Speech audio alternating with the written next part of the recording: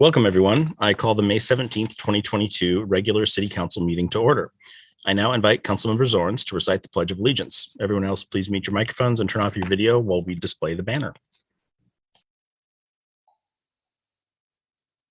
Ready, begin.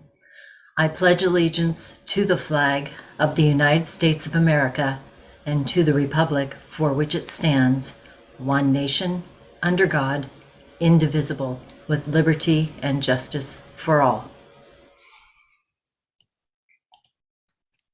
Thank you, Councilmember Zorns. Before we move on to the agenda items, I'd like to acknowledge our remote meeting format. Proclamation 2028 regarding open public meetings is still in effect. Therefore, this meeting will be held entirely remotely. Public comment will be allowed both in writing or verbally. Sign-up sheets were provided by the City Clerk's office via link from the agenda.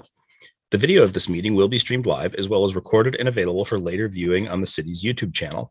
A call-in number was provided on the meeting agenda for members of the public who wish to call in by phone to listen live to the meeting.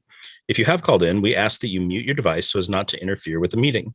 If a participant fails to mute their connection and causes a disruption to the meeting, the connection will be terminated. For our phone-in callers during staff presentations, staff will make every effort to specify which materials they're referencing so everyone can follow along. At this point, we'll take a moment to take roll call of the council members by position number. Please say here when the city clerk calls your name. Councilmember Zorns. Here. Mayor Thompson. Here. Councilmember Alders. You're muted, Councilmember Alders. One more time. I don't think it's working. Oh, No, now it's working. Now we Is hear it? you. Right. Yeah. Okay, hi, I'm here. Thank you. Councilmember McNeil. Councilmember Menke. Here. Councilmember Dorr. Here. Deputy Mayor Alcabra. Here. All present with the exception of Councilmember McNeil, who is absent and excused.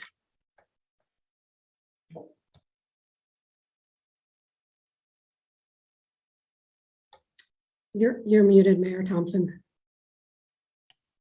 Oops, thank you for that.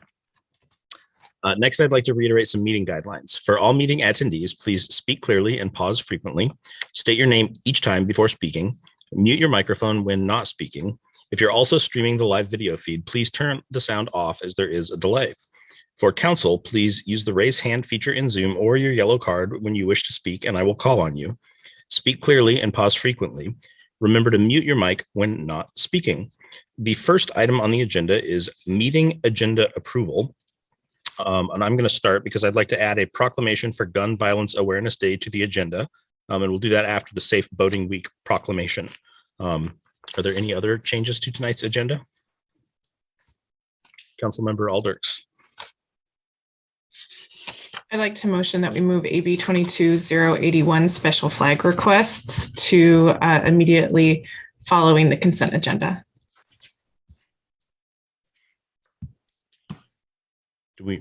Councilmember Dewar? I'll second that. All right, I have a motion and a second. Would anybody like to speak to the motion? All right, City Clerk? Please say yes or no when I call your name. Councilmember Zorns. No.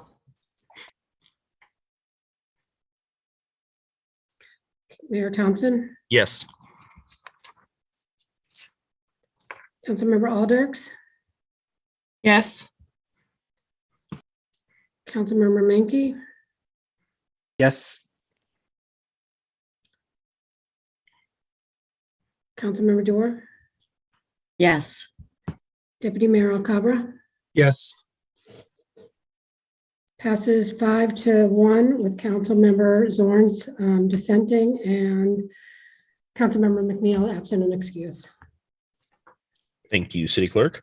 All right, next up is public engagement opportunities.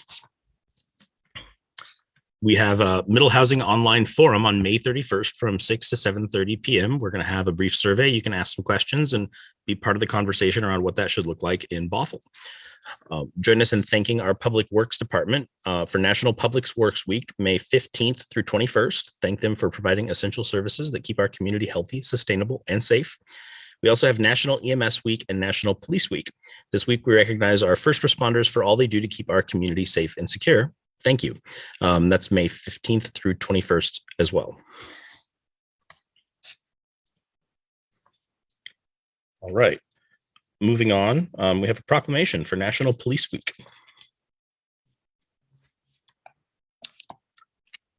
Whereas in 1962, President John F. Kennedy proclaimed May 15th National Peace Officers Memorial Day, and the calendar week in which it falls is National Police Week to honor the service and sacrifice of officers killed in the line of duty. And whereas there are approximately 900,000 law enforcement officers serving in the communities across the United States, including the dedicated members of the Bothell Police Department. And whereas 472 federal, state, tribal, and local law enforcement officers died in the line of duty in 2021, including 4 from Washington State.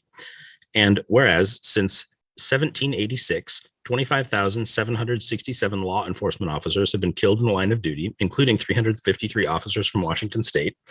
And whereas the service and sacrifice of all officers killed in the line of duty was honored during the National Police Officers Memorial on Sunday, May 15th.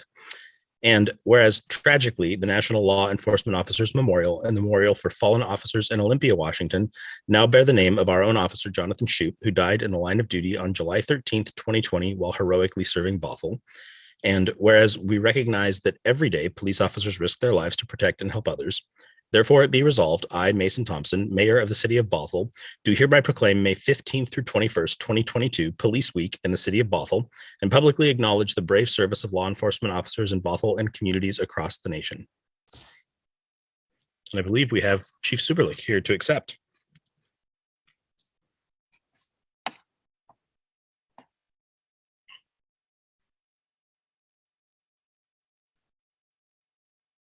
You're unmuted, but we cannot hear you.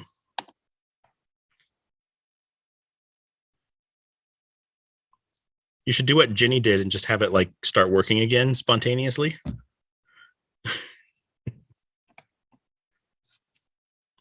Acknowledged. Thank you, Chief. All right. Next up, we have National Public Works Week or Public Works Week proclamation.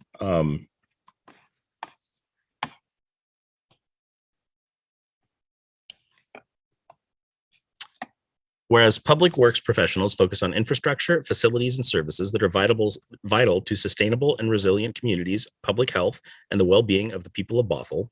And whereas these services could not be provided without the dedicated efforts of public works professionals from diverse backgrounds, representing a diverse community who are engineers, maintenance workers, managers, and employees at all levels of government and private sectors, responsible for rebuilding, improving, and protecting our transportation, water supply, stormwater systems, wastewater conveyance and treatment, and solid waste systems, public buildings and facilities essential for our residents and visitors.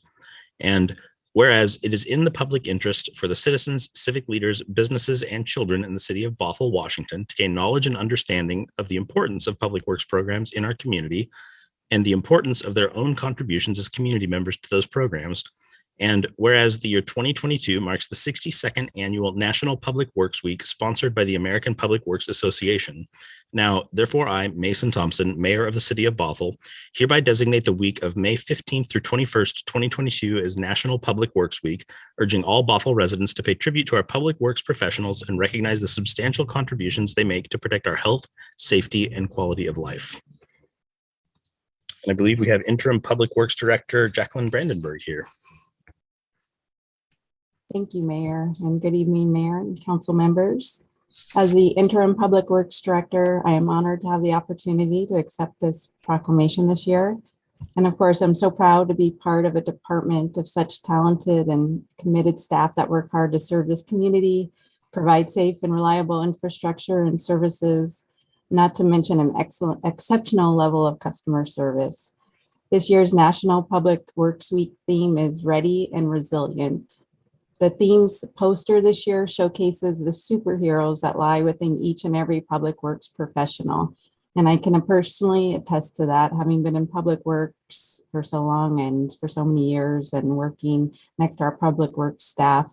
They truly are the unsung heroes that work hard to provide us with a safe and healthy community. Whether that be safe roadways and walkways, healthy drinking water, a sanitary sewer system, cleaner streams, safe buildings, vehicles for our staff, and much more. As this year's theme proclaims, our staff are always ready to serve their community and resilient in their abilities to face challenges and persevere. that has never been more evident than in the challenges we have faced these last couple of years. And the fact that even in the face of those challenges, Public Works never faltered and our staff accomplished so much day in and day out throughout it all. On behalf of all of our staff, we thank council for all of your support and appreciate everything you do to serve our community. Thank you for this opportunity and have a great evening. Thank you, Jacqueline. All right, next up, we have a proclamation for Safe Boating Week.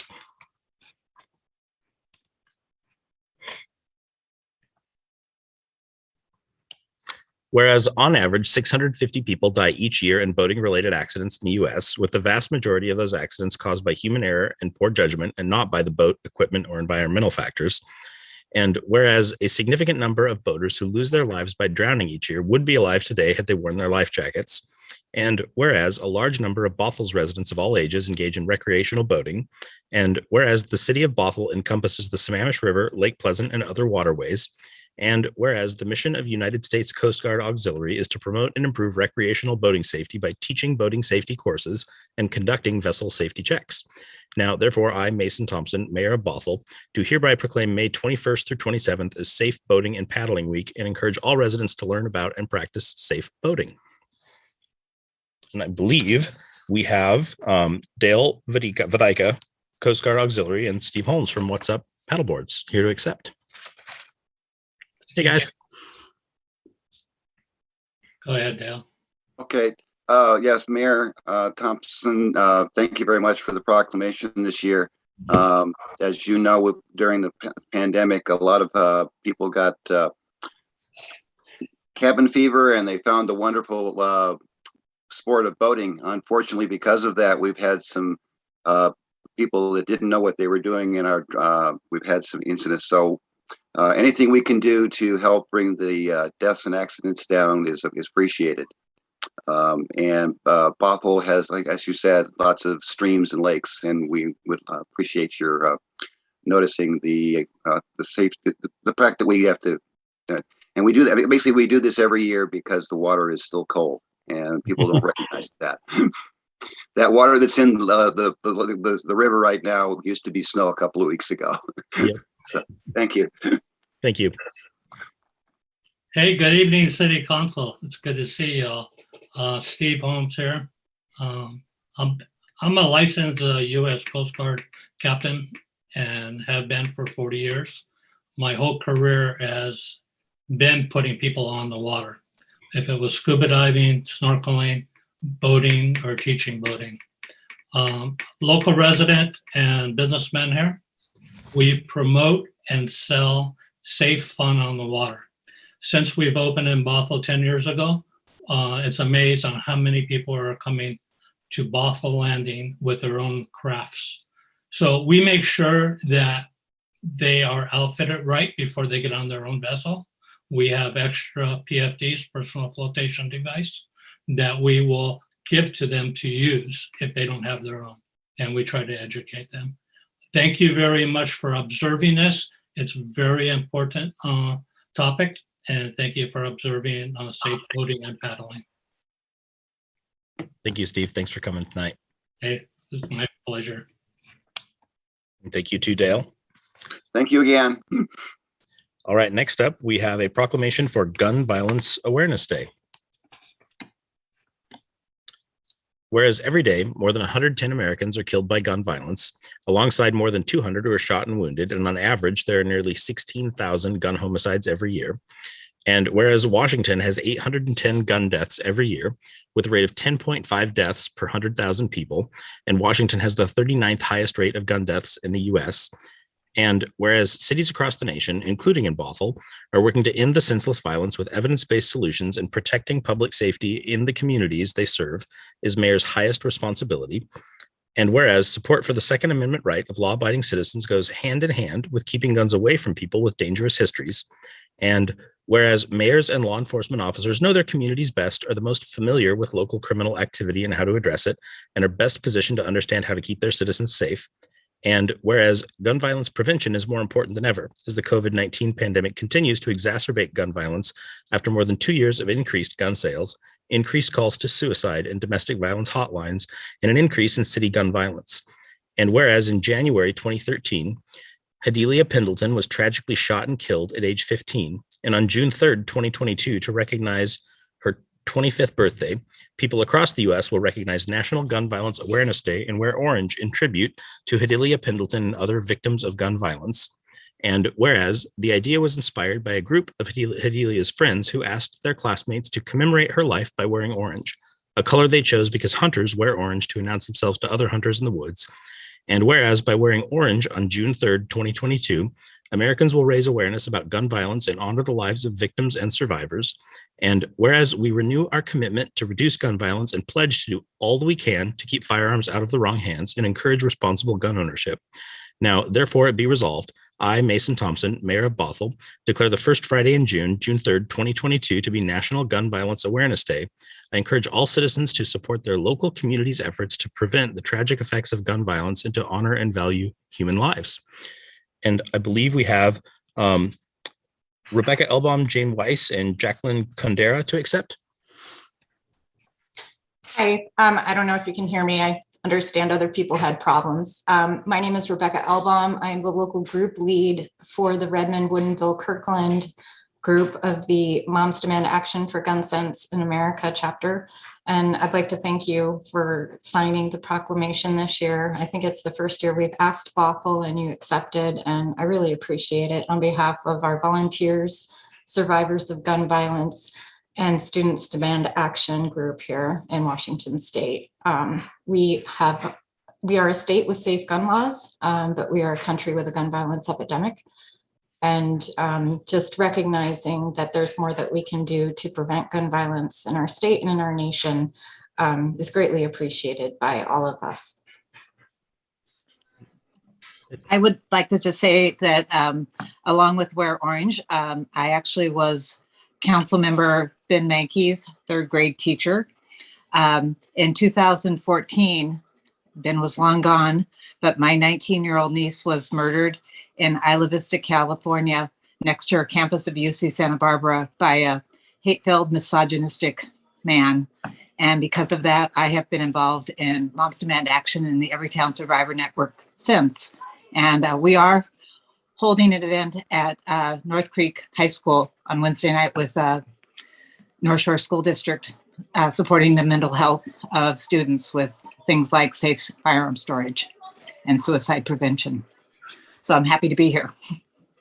Thank you both for your advocacy. Thank you for having us. Thank you. All right. Next up, we have outgoing board and commission members recognition.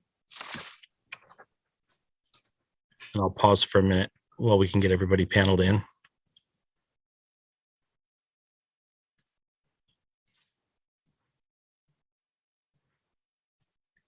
All right. Tonight, we're recognizing the following board and commission members whose terms ended in 2022. We're fortunate to be joined by a few of them this evening.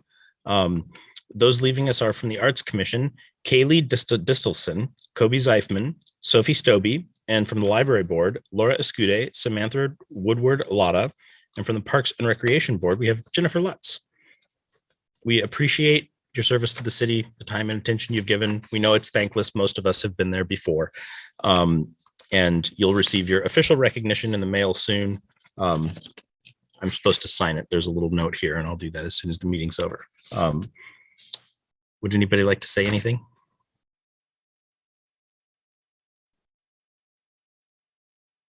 All right.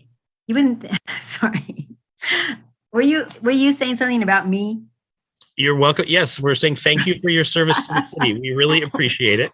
And if You you'd would like not to, think I spent 2 years doing this with students, but you have a lot more control over this than I ever had. Like I could not control when people were seen and things like that. So all of a sudden I hit a wrong button and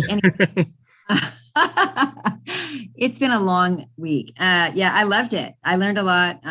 Nick and his crew are super amazing, but I don't have to tell you that. And it was my pleasure. I think I already shared with you that I really hope that parks remain a strong, commitment for the council because they're valuable on so many levels. So I apologize. And I'm going to let you get on with the important stuff. That's okay. Nobody's good at Zoom. We've all been doing this for 2 years. Like, it's okay. Oh my gosh. All right. Well, thank you very much. I'll just leave now. Good evening. This is Laura Escude, and I just want to thank everybody in the panel and City Council for their hard work and for keep us safe during these challenging times. And I'm glad to serve for few terms at the King County Library Board, and so to volunteer in another board. So right now I will be serving at the King County Developmental Disability Board and county-wise. So thank you for everybody for your hard work, and welcome to the new city manager, and best of luck. And always give thank you to the folks in Park and Rec that keep our parks nice and going. And again, for public work, our safe and upgoing street, that I see them all the time working, high ethics, and for the police department, AMS, for the response. Thank you so much, and best of luck. A pleasure. Thank you, Laura. All right, next up, we have the Snohomish Health District update. And it looks like we've got Pamela Aquilar, the Deputy Administrative Officer, to present to us tonight. Thank you. I'm going to go ahead and I have a presentation for you. So I'm going to go ahead and share my screen. And I'm sorry about what I did to your name. It was typed differently when I read it over here than it's showing up. I thought you did a very good job. Thank you. So hopefully you can see the presentation, the front page there. Yep. Yes. Okay. So thanks again, Mayor, and good evening, Council. I appreciate the opportunity to be with you tonight and share some updates from the Snohomish Health District. Again, my name is Pam Aguilar. I am the Deputy Administrative Officer here at the district.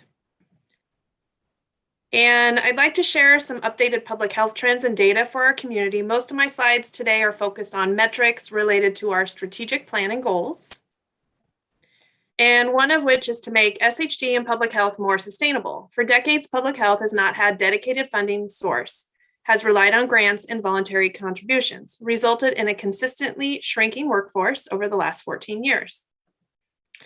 So we entered 2021 with a balanced budget and plans for a more sustainable organization. Last year, the Washington State Legislature made significant investments in foundational public health services. These investments greatly increased the capacity to deliver public health services, and the money included $3.15 million for years 1 and 2, with a total of $6.3 million for the 21-23 biennium. The expectations is that these funds is used for conducting a community health assessment, communicable disease control, hepatitis C outreach, environmental health work, and reinforcing overall capacity. And the district's 5 core driving values is the commitment to our community, open communication, responsible use of resources, equity and inclusion lens, and operating as a team. So getting into the operational picture to highlight just a few of the services provided.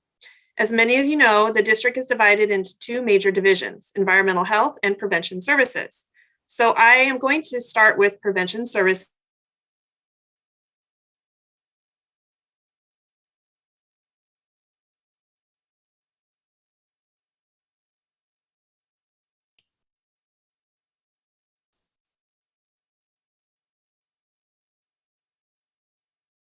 I'm hoping she comes back soon.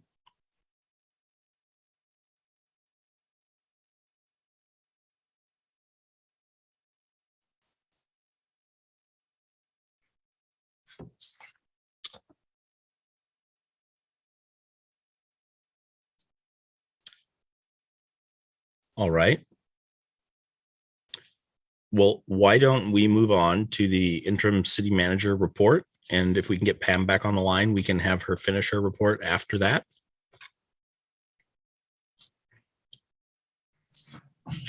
Thank you, Mayor. Wasn't quite ready, but I will be. Good evening, moment. Mayor and Council. Yeah.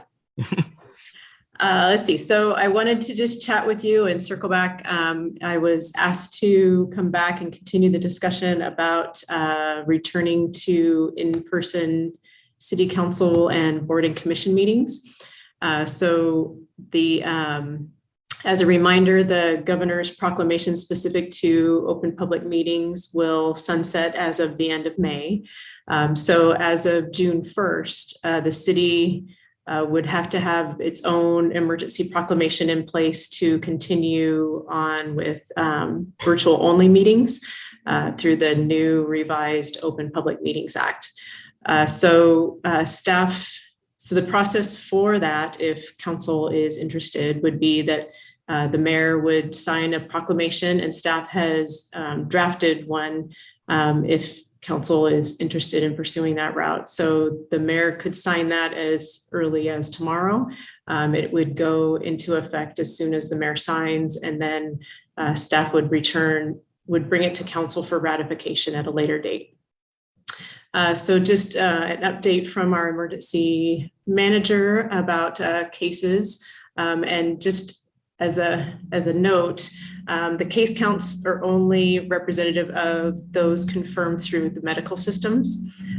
There's a lot of both King and Snohomish County health agencies operate under the assumption that the case count information is actually higher than reported due to more at-home testing and the virility of spread of this current variant. So the King County in general, over the past 7 days, has seen a 3% weekly increase in cases.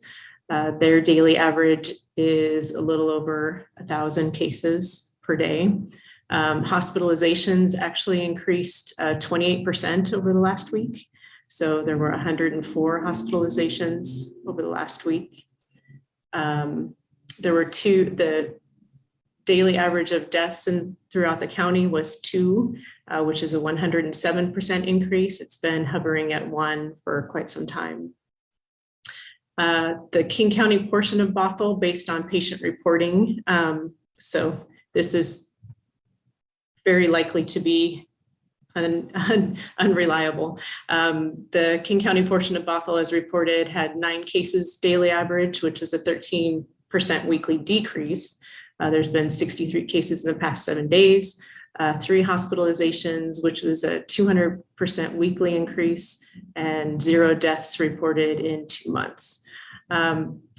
Snohomish County tracks cumulative since 2020, so those numbers aren't particularly helpful, but they do believe that the Snohomish County portion of Bothell is very similar to the King County portion of Bothell.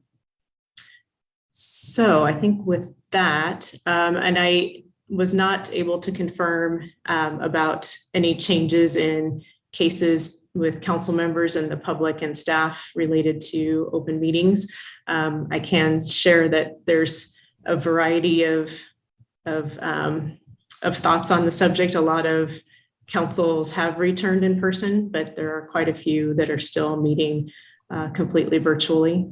And the Sound Cities Association, for example, they have decided to continue meeting virtually through the summer, at least to see how things are going, given how the cases have been in King County, and that although the governor's proclamation associated with public meetings is coming to an end, the statewide proclamation of emergency is still in place.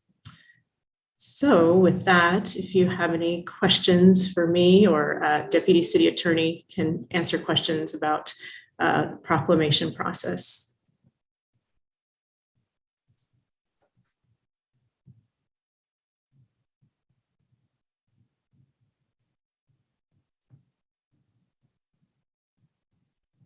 Deputy Mayor?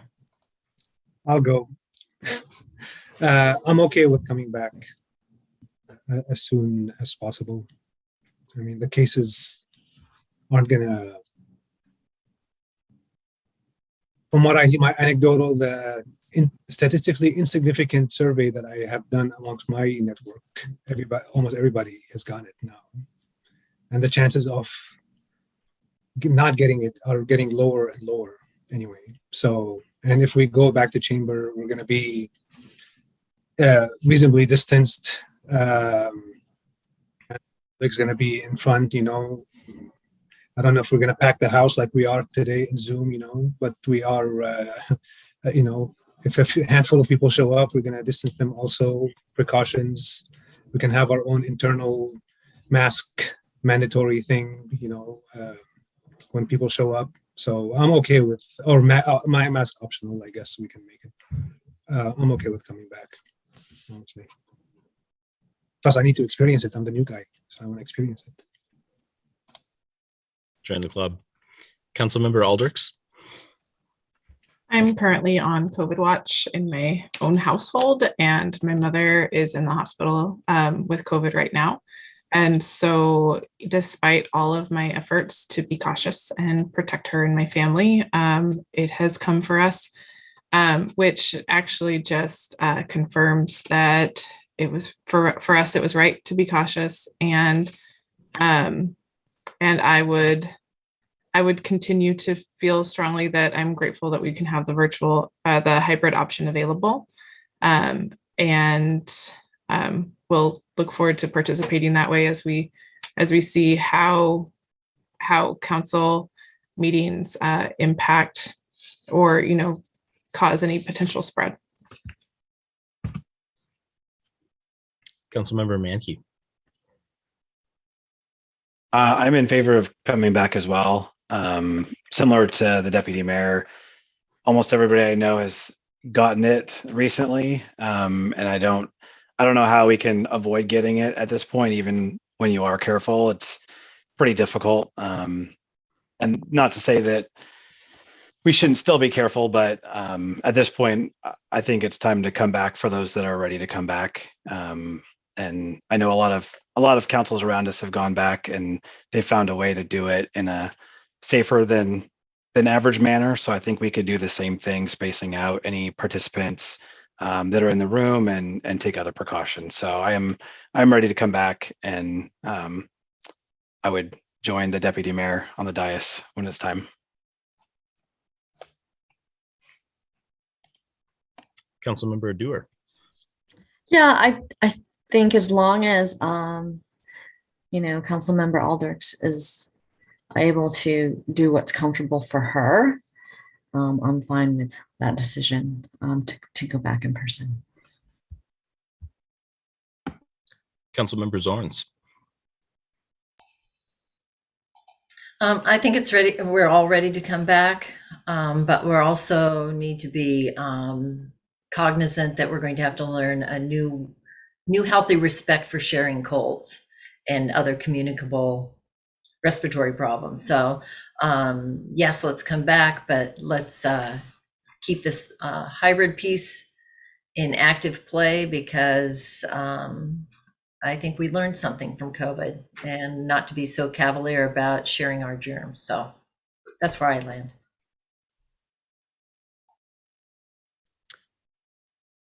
I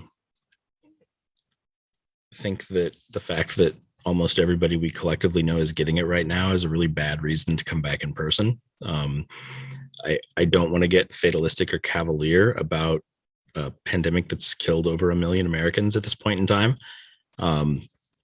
I will respect the will of the council and whatever happens, but just understand that it's not optional for everybody to come in person. We're going to have staff here. I'll be here regardless. I've managed to keep it away from my family for 2 years, and I'm going to be doing everything I can to continue to do so, because I would prefer my kids not get this.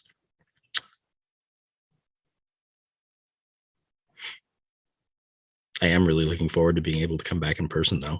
I just want to do it when it feels safe.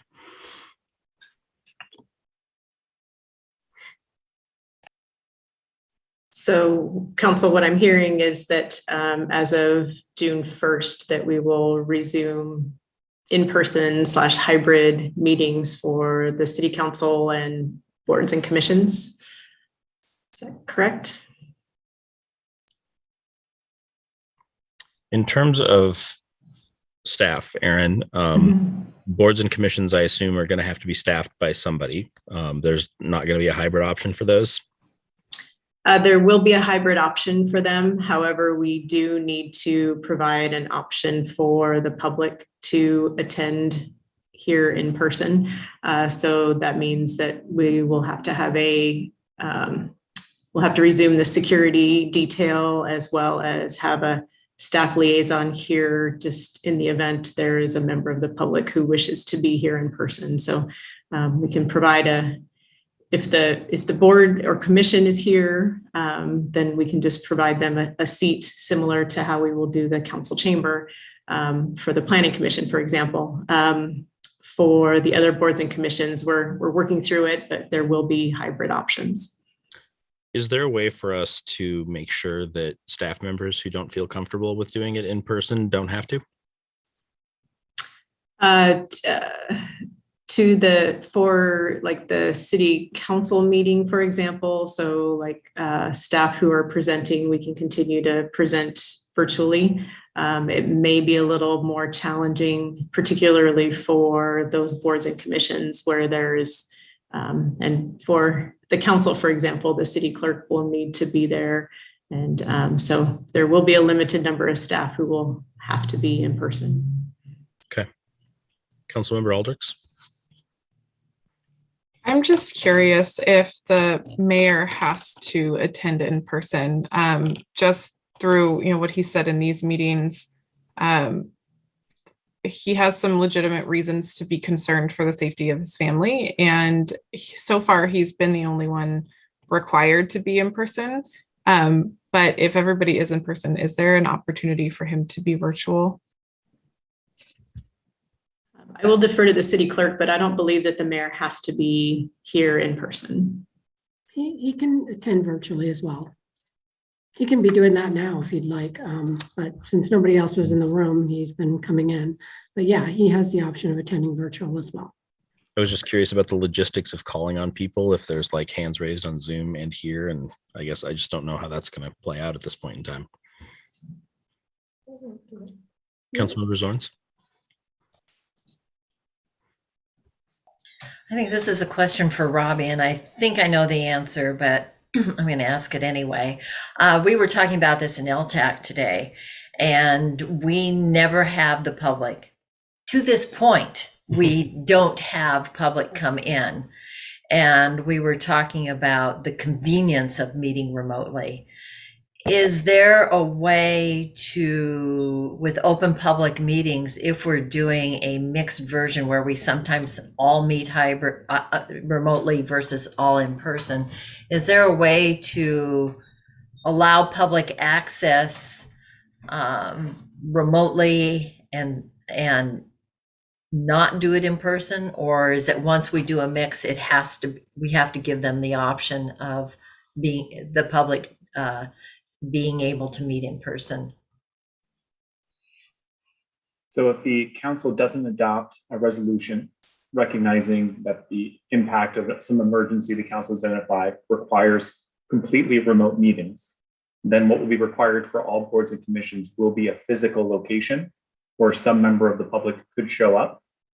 That said, the entirety of LTAC and any other board or commission could attend that meeting remotely, provided everyone can hear each other in real time, including whatever member of the public, if any, decides to attend in person at that physical location. So there would have to be a staff member there to make the space available for them to walk in and be a part of. There would be, yes, and there need to be some means for that member of the public, if any, or to attend in person to hear everything that was going on in real time. All right, that answers my question. Thank you. Absolutely.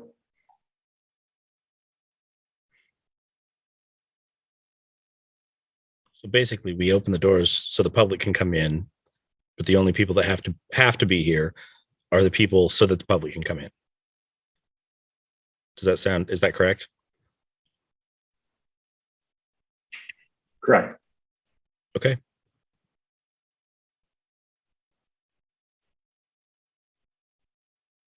Deputy Mayor. Sorry, I didn't hear a decision. Did we decide yes or no? We had 3 people that are for it. We have 3 people that are kind of or 2 people that are kind of and I think it's a bad idea. Be okay with making the decision on behalf of the boards and commission. I mean, that's what we're doing. That's what we're doing. I know, but like, don't we need their input as well?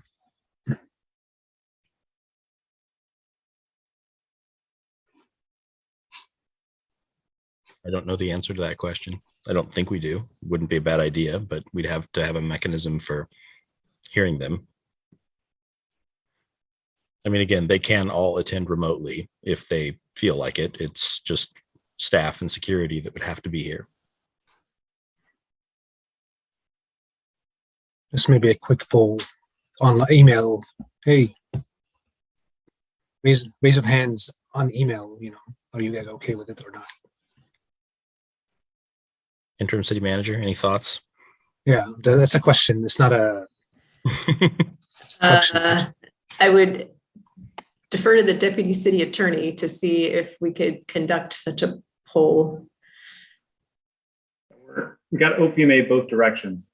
Polling by email would constitute action of that board. So I think the best way to do it would be to put it on the agenda for each board's next meeting and solicit the feedback that way. That certainly will take longer, but that would be the best way to comply with the Open Public Meetings Act. So in order to do that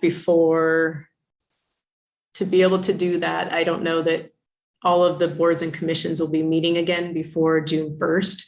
So one option would be to do an emergency proclamation that at least took us through June so that we could have some process with the boards and commissions as an option. Any thoughts? I mean, I'd clearly be fine with that. Councilmember Dewar? I'm fine with that. I don't know, do you need a motion or do we just need a show of hands? I can feel that one. I think it's a show of hands because it'd be the mayor who would make the proclamation, but then it would be getting a sense for the mayor of whether it would be ratified later on. So we need a show of hands of who is in favor of the proclamation.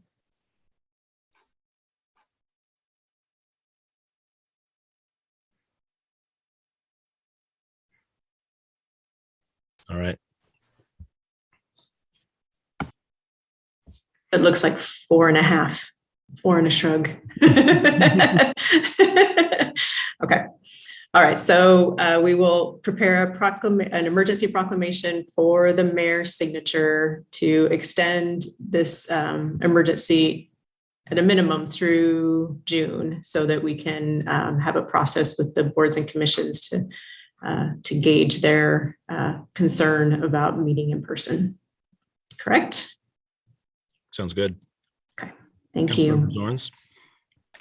I just want to add the consideration that we will have a new city manager who will be navigating this transition as well, and we won't have set it up for him so we can just walk into it. That's all I wanted to say. Aaron's over here like, proclamation, and it's not my problem anymore. Thank you so much.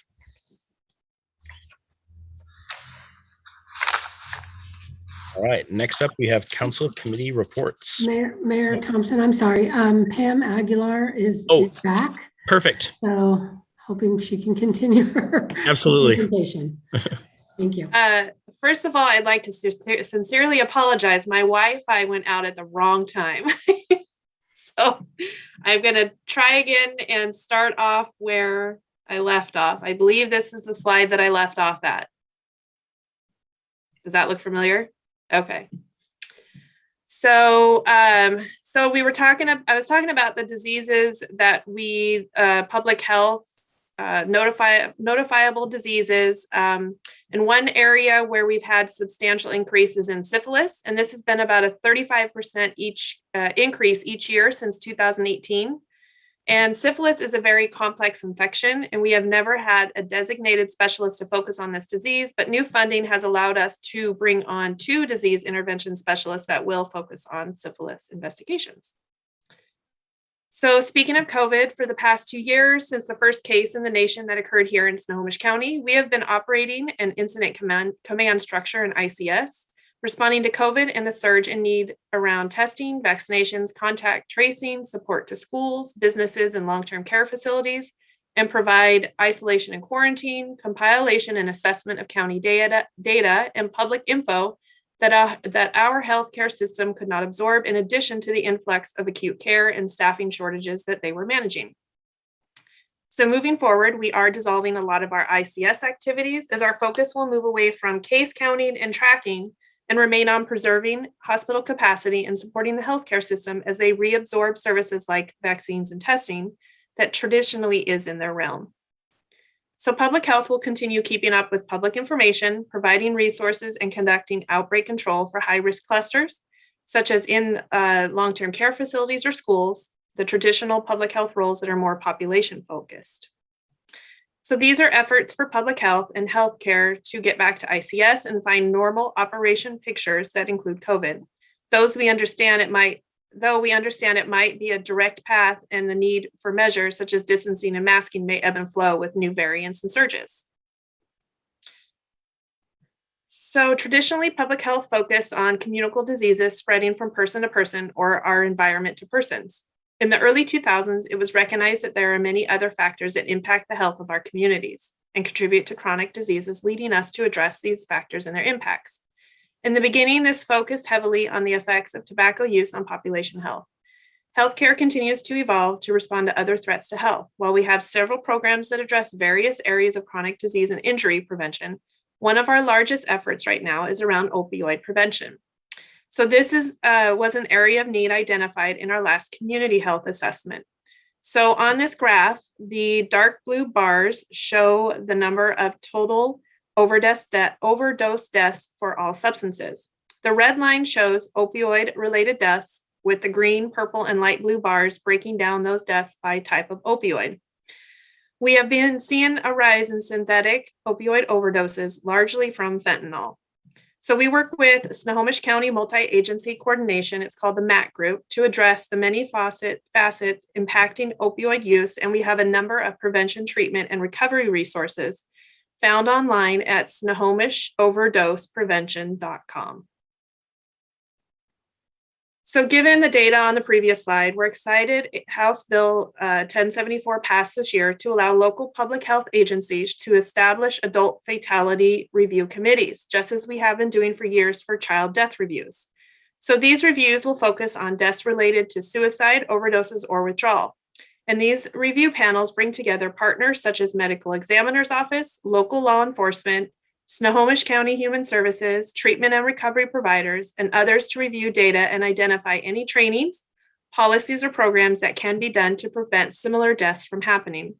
So as a side note, child death reviews, these examine accidental deaths in youth under 18. And this is where interventions like seatbelt and bicycle helmet laws were identified. So we hope to apply the same process to identify systems that help prevent suicide and overdose deaths. So moving on to the other division at the district, environmental health. So within Bothell, there is 256 annual food permits in the city limits. So inspectors with our food safety team performed 353 routine food inspections last year and responded to 31 food complaints. Other examples of our environmental health team's work in Bothell included 180 year-round and 54 seasonal pool inspections, as well as responding to 10 septic complaints and 21 solid waste complaints. So, and we're very excited about some new resources coming online for environmental health, thanks to the Foundational Public Health funding awarded in last year's state budget. So we're hiring new staff in our food safety program, our land use program, and our safe environments program. Foundational funding cannot be used for activities that would normally be fee supported, like routine inspections or application reviews, but we can use these new staff for things like complaint investigations and new program development to better serve Snohomish County communities. So we're also very excited to be working on a new initiative to digitize all of our old paper records. So this might not sound very exciting as I say it here, but our eventual goal is to make all of these records available to the public in a web format. So this will increase our transparency, make information easier for the public to access, and reduce the need for public records requests. It's a long-term project, but we're officially underway. The Washington State Food Safety Code was revised recently and changes took effect March 1st. Our food safety team has been working very hard to develop educational materials to communicate the changes to all of the 3,500 plus operators in the county. So we're developing materials online and in print media, both in multiple languages for wider reach. We're also planning on checking in with each facility through our routine inspections throughout 2021 and 2022 to make sure they're aware and prepare for these changes. School safety inspections are in progress during the school year. So we're inspecting roughly one school per day until we get through them all.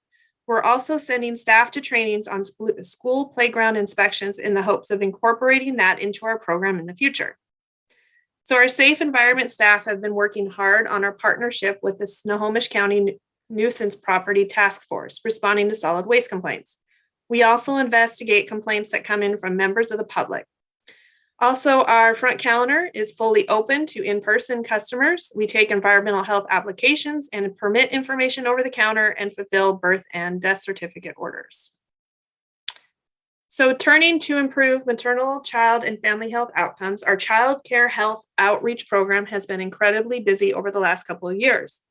So on this slide, you see the outreach and education activities that were completed in 2021. There's 330 families provided with access to baby and child dentistry info, 600 plus child care consultations, 1,192 children with special health care needs services performed, 3,635 STARS courses completed, and 3,891 people and providers reached with oral health outreach. So for our goal of addressing ongoing critical public health issues, a key piece of that is gathering and analyzing available data. To help with that, we plan on embarking on an updated community health assessment. So a community health assessment is typically done every 3 to 5 years. So our last process was in 2018, and that community health assessment looked at over 100 data indicators. So our epidemiologists pull county level data from a number of sources. There's also a working group that includes partners and members from our Public Health Advisory Council. They review the data by theme, and a narrowed down list is then shared through a community stakeholder process to further refine the key 2 to 3 issues impacting the health of residents. From those, a community health improvement plan is drafted. So the 2018 assessment identified suicide prevention and mental health, substance abuse, and housing as key issues to focus on. This process is intensive, but the final report is something that our hospitals, nonprofits, and other agencies can use to demonstrate need to funders. So in closing, I'd like to share a couple ways you can get involved and share information within your community. So the Health District has put together a year-long campaign called ABCs for Healthy Kids. So each letter corresponds to some public health message with material planned for 2 weeks per topic. So each letter will have activities for kids, a blog post, and links to related resources from both the health district and other partners in the community. We are also looking at other partnership opportunities to cross-promote the information, like at health fairs, community events. If you have ideas for our community, please reach out to us at communications@snohd.org. It's SNOHD.org. So, and here is our contact information if you have any follow-up questions or requests. And I appreciate the time tonight and happy to take any questions.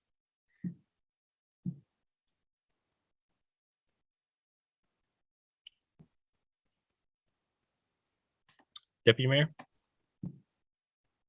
Thank you, Pam. This is very insightful. That chart that really scary. It was a scary chart, the one about the opioid use. What can we do as a city to help? I would say, definitely look at the website. I mean, that is a collaboration between multiple organizations. So checking out that website, the Snohomish Overdose Prevention.com.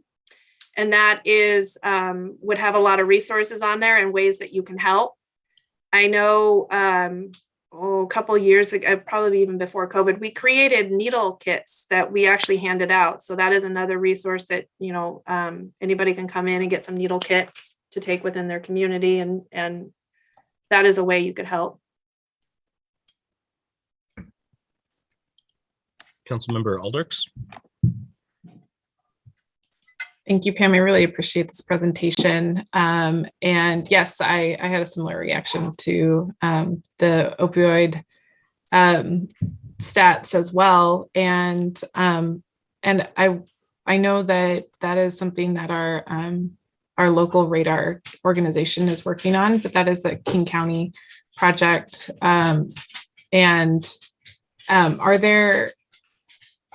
Are there Snohomish County efforts to get a similar program in place that would allow mental health providers to refer people who have, found with drugs to be using drugs and pose potentially a public safety threat, that they would be able to be referred to social services treatment rather than police or hospital? Are there efforts that you know of that are along those lines? There may be, but I don't know enough about the program that you're talking about. But in Snohomish County, we are separate organizations compared to King County. So they may at Snohomish County have a program or something similar to that. And even that would be something where the MAC group is there and able to address those issues, to start those type of programs if there isn't one already. Thank you. And I would just also add that I look forward to the coloring book. That looks like a lot of fun. Okay. Like very, very cute titles for each letter. So thank you. Yes, thank you. Councilmember Mankey. Thank you, Mayor. Thank you, Pam, for the presentation. I was just curious with the number of deaths here on this chart. I know you said fentanyl was probably the highest. Do we know what percentage is street drug versus what percentage is perhaps like a prescription drug that's being abused? I would, well, I mean, the purple bars are, sorry, the charts on my other screen. The purple bar is the prescription opioids. So it's broken down by the synthetic, heroin, and prescription is how we've broken down the data.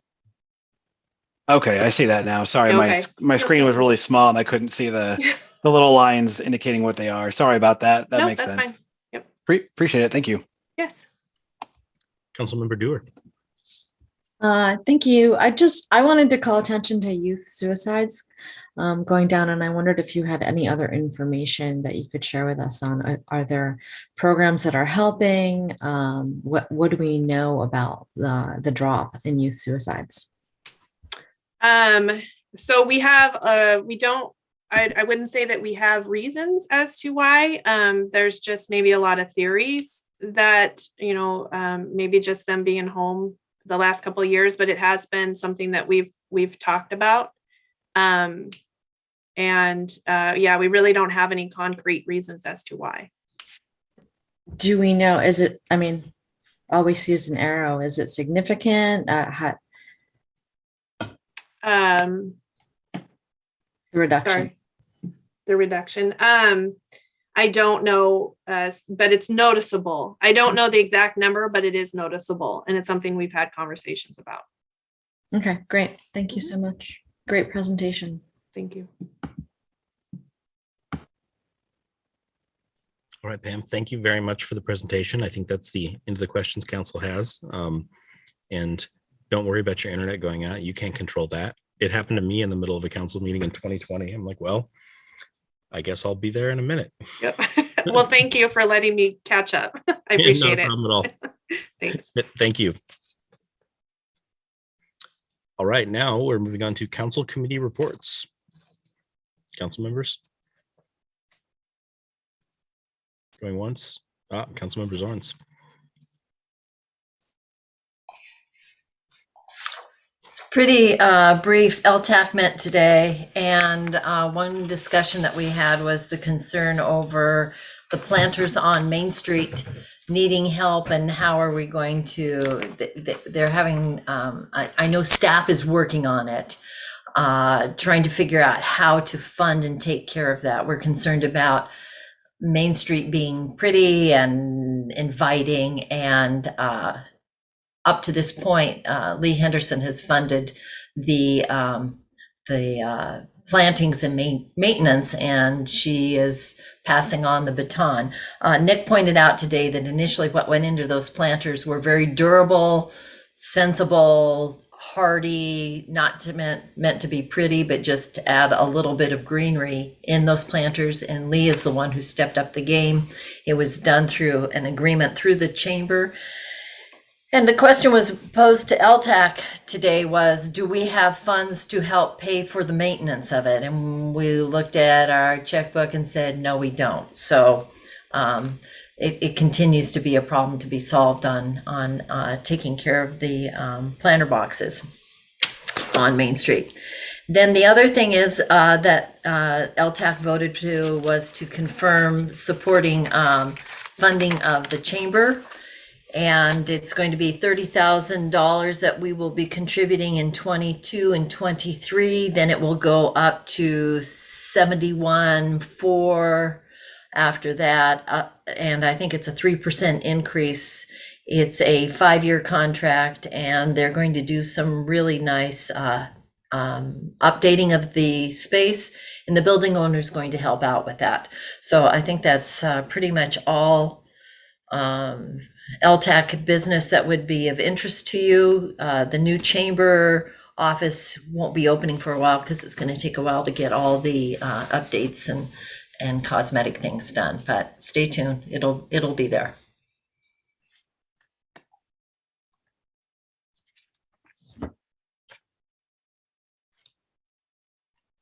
All right, seeing no other hands, I'll move on to visitor comment. In keeping with Governor Jay Inslee's emergency proclamation 2028 regarding open public meetings, the city has accepted visitor comment in writing, as well as accepted sign-up sheets for those who wish to speak at tonight's meeting. Written comments submitted to the city clerk no later than 3 p.m. today were forwarded to all city council members and are part of the record. Clerk, do we have any visitor comment signups? Sorry. We do not have anybody that signed up to speak this evening, nor did we receive any written comment.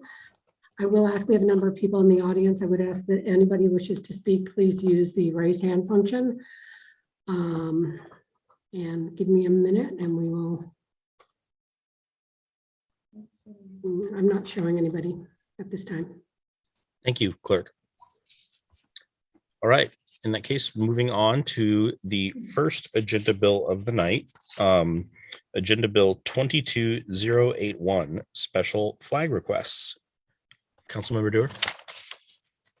I'm sorry, clarification. So we decided to move it in front of the consent agenda? No, we probably have to do the consent agenda first.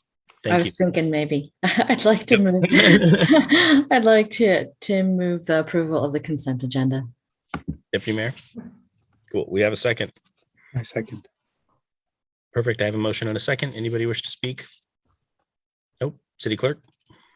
Please say yes or no when I call your name. Councilmember Zorns, Yes. Mayor Thompson, Yes. Councilmember Alders, Yes. Councilmember Mankey, Yes. Councilmember Dorr, Yes. Deputy Mayor Alcantara. Yes.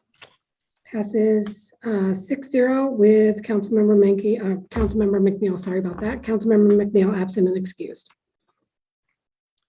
Perfect. All right. Let's try this again. Moving on to Agenda Bill 22081, special flag requests. And we have Interim Assistant City Manager Becky Range here to present to us. Hello, Mayor and council members. Thank you so much for your time tonight. I have a very brief presentation and request for you. I am very proudly here representing the Dive In team tonight. That is our internal core equity team. It's mainly a group of volunteers that work throughout the city to help advance our DEI goals. And they would like to request your approval to fly both the Progress Pride flag and the Juneteenth flag at city facilities during the month of June. I'm going to share my screen here. All right, so we do have an internal flag policy that's going to guide how we do considerations for special flags, and that's what we use to guide our decisions. We're also going to follow, of course, the U.S. flag code and protocol. So one of the things I do want to point out, I think you have a lot more information in your packet there, but just a reminder that city flagpoles are not really intended as a forum for free expression by the public. Rather, our city flagpoles are used by the city and yourself, the city council, to express city's official sentiments. So there is a list of criteria there in your packet, and so I won't go through all of it, but when we get a special flag request from either the community or the dive-in committee, we will consult the flag policy. We'll look through all that criteria, make sure that it meets the criteria, and then per our policy, ask for you to give the final approval. There's a whole bunch of criteria. Some of it's, is it a state flag, or does the flag represent a national, state, or city interest?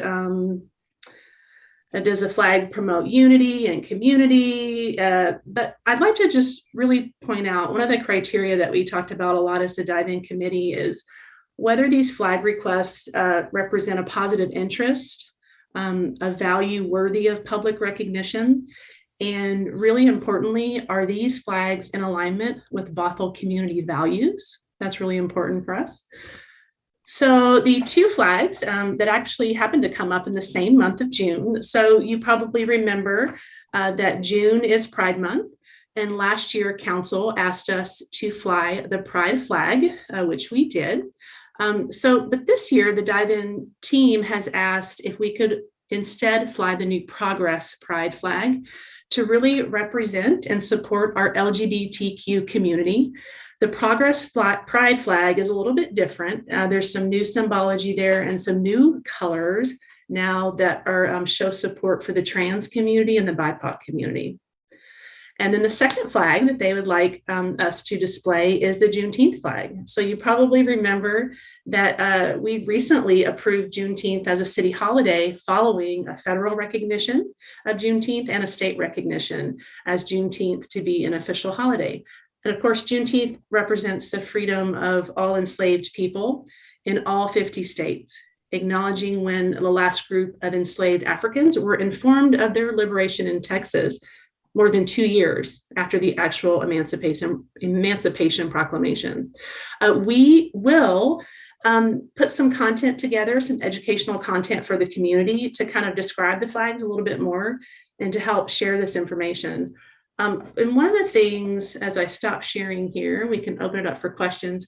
As I was thinking about these flags and how we recognize and celebrate and educate about people in our community, I keep going back to a DEI survey that our community completed less than 2 years ago.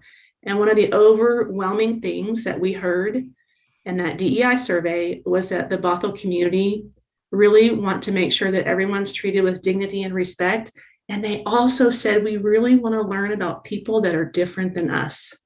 And that was an overwhelming theme. And so I just want to make sure that we remember what the community told us. So any questions for me or questions I can take back to the dive-in team?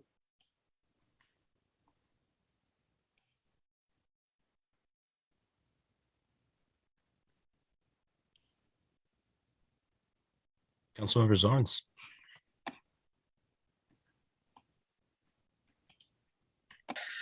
Oh my gosh, there's icons and I just go clicking them. Sorry about that. One, I appreciate the criteria. They're very, very thoughtful. And two, I'd ask for a cost of a flagpole, and it's about, I think Aaron shared that information, that it's around $20,000. I do have a question because there are a number of cities around the area who are flying, in our area, who are flying the Ukraine flag. Did the dive-in community discuss that at all? Not to my knowledge. And they've really done a lot more community engagement. And so I was just reflecting on this time last year, when we did do the pride flag for the first time, we hadn't done a lot of engagement or engaged with the community much. So we really are trying to learn and hear from our community what they would like. So we're still kind of growing as a dive-in team, but to my knowledge, that hasn't really been brought to them. And just a reminder, we just formed the public DEI committee. And so there's conversations happening with the public advisory committee and then also with the internal dive-in team. And now they're kind of working together, but not to my knowledge. Right. And everybody's volunteering time too. Yeah. And time is a so has there been any discussion about the POW MIA flag? Not to my knowledge. I do know that the POW MIA flag I think it's actually already spelled out in several governing documents for the state. And it is commonly flown, I think, in many cities. Okay. And I would have to check, but I think it might actually be referenced in our flag policy as a flag that's kind of already been pre-approved to be flown. Okay. I don't know the specifics. Well, I know we've flown it in the past. I was just wondering if there was any discussion about flying it. So that's all my questions. Thank you. Councilmember Dewar. I just wanted to express support for Councilmember Zorn's recommendation on the Ukraine flag. I would be fully in support of flying that flag in solidarity with the country of Ukraine. Deputy Mayor. Thank you, Mayor. I'm okay with flying the Ukrainian flag. I mean, they are oppressed people getting illegally occupied by a foreign power, which is a very familiar topic across the world. So if we fly the Ukrainian flag, I'm going to request that we fly other flags as well.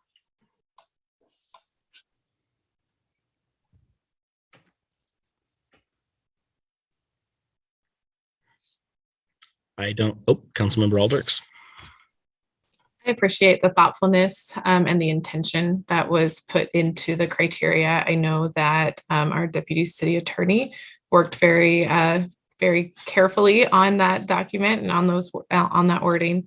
And so I think what you've put together here is very reasonable. It makes a lot of sense. It's very thoughtful and caring. And it does reflect the values of our community, and it encourages us to make decisions that reflect the values of our community. So thank you for this recommendation. Thank you to the dive-in team for all of their thoughtfulness.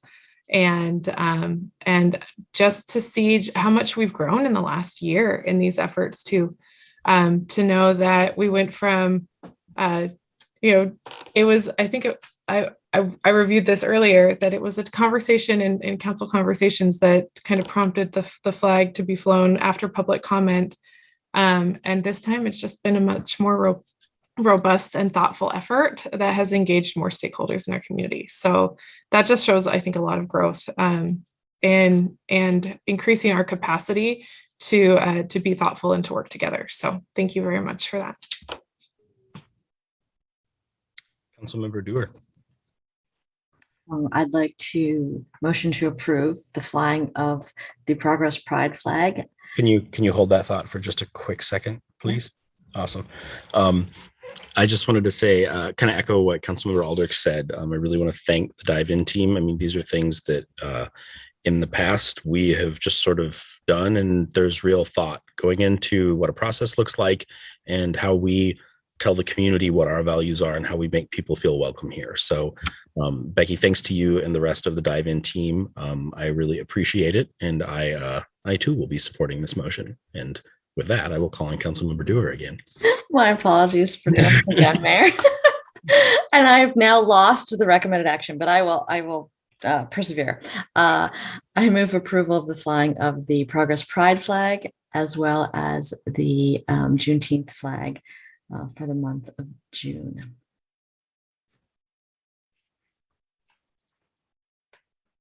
Did I do something wrong, Deputy City Attorney?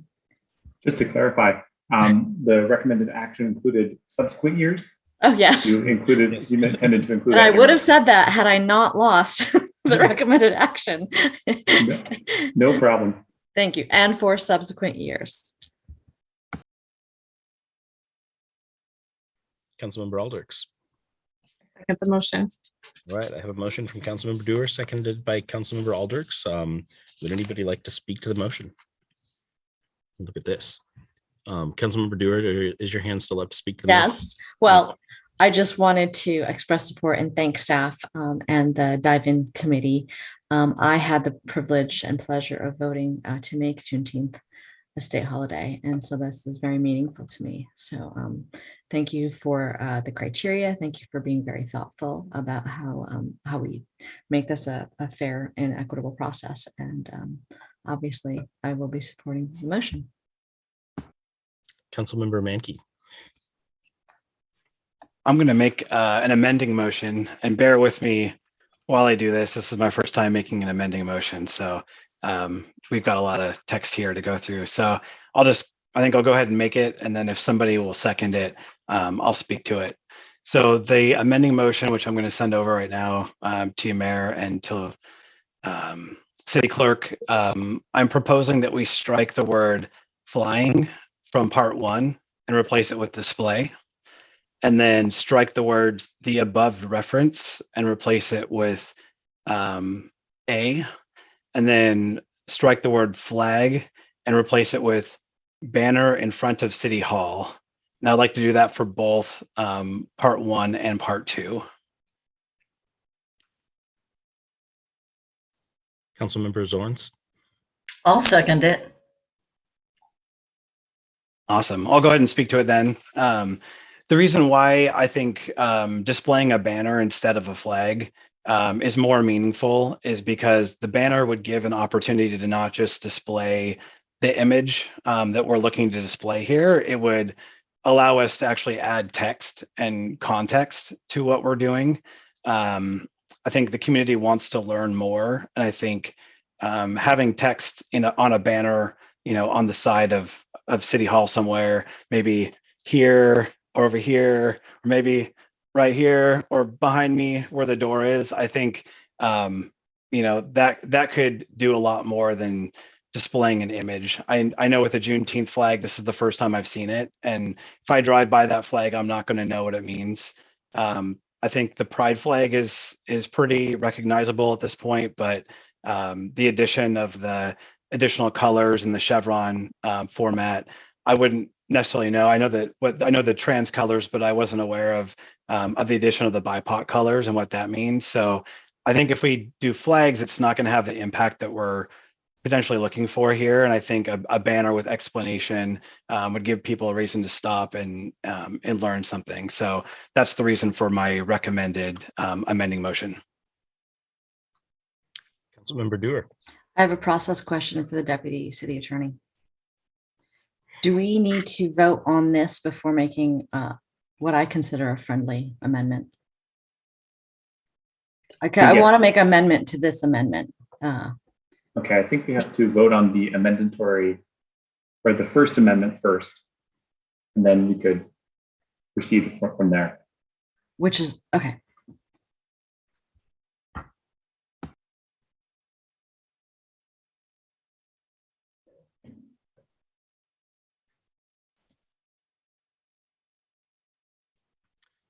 All right, Deputy Mayor. Just a clarifying question. Sorry, Deputy City Attorney. We did not vote on the main motion either. So don't we have to, if there's an amendment to the amendment, don't we vote on the amendment first? Like, doesn't that go with that in that order? Then we go up. That no? Many amendments. The way I see it is we have a main motion on the floor, and Councilmember Mankey has proposed an amendatory motion. I think the council needs to resolve that amendatory motion first. And if that is approved or fails, then another amendatory motion to the main motion. Then on the amendment, I see what you're saying. Okay, cool. Unless Councilmember Dewar wanted to amend the amendment. Correct? I did want to amend. That would be in order right now, correct?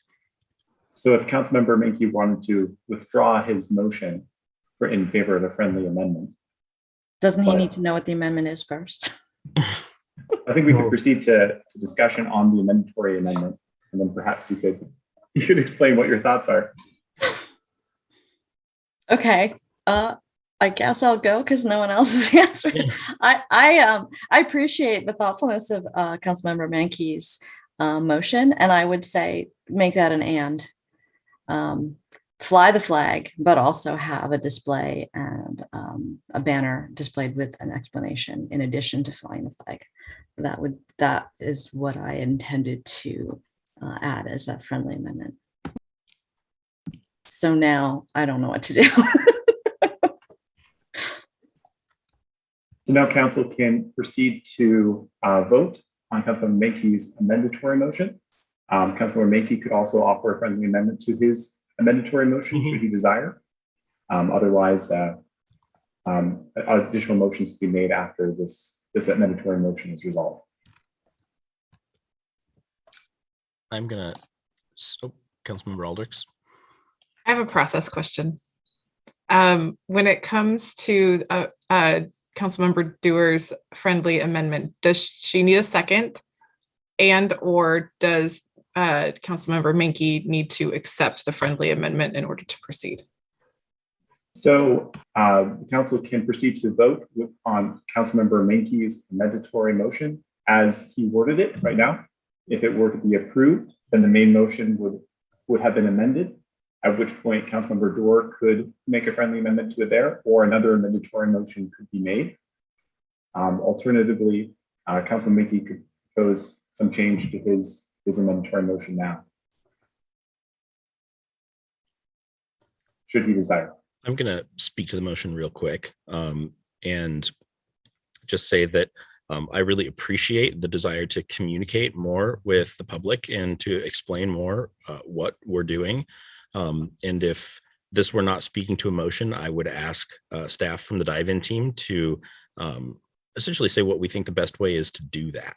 And I would really appreciate staff having some time to look at this as opposed to kind of doing this here now without any time for staff to look into it. So I won't be in support of Councilmember Mankey's amendment, even though I very much appreciate the heart that it came from. And I would encourage the dive-in team to look at different ways that we can do that, as Councilmember Dewar said, kind of as a both and.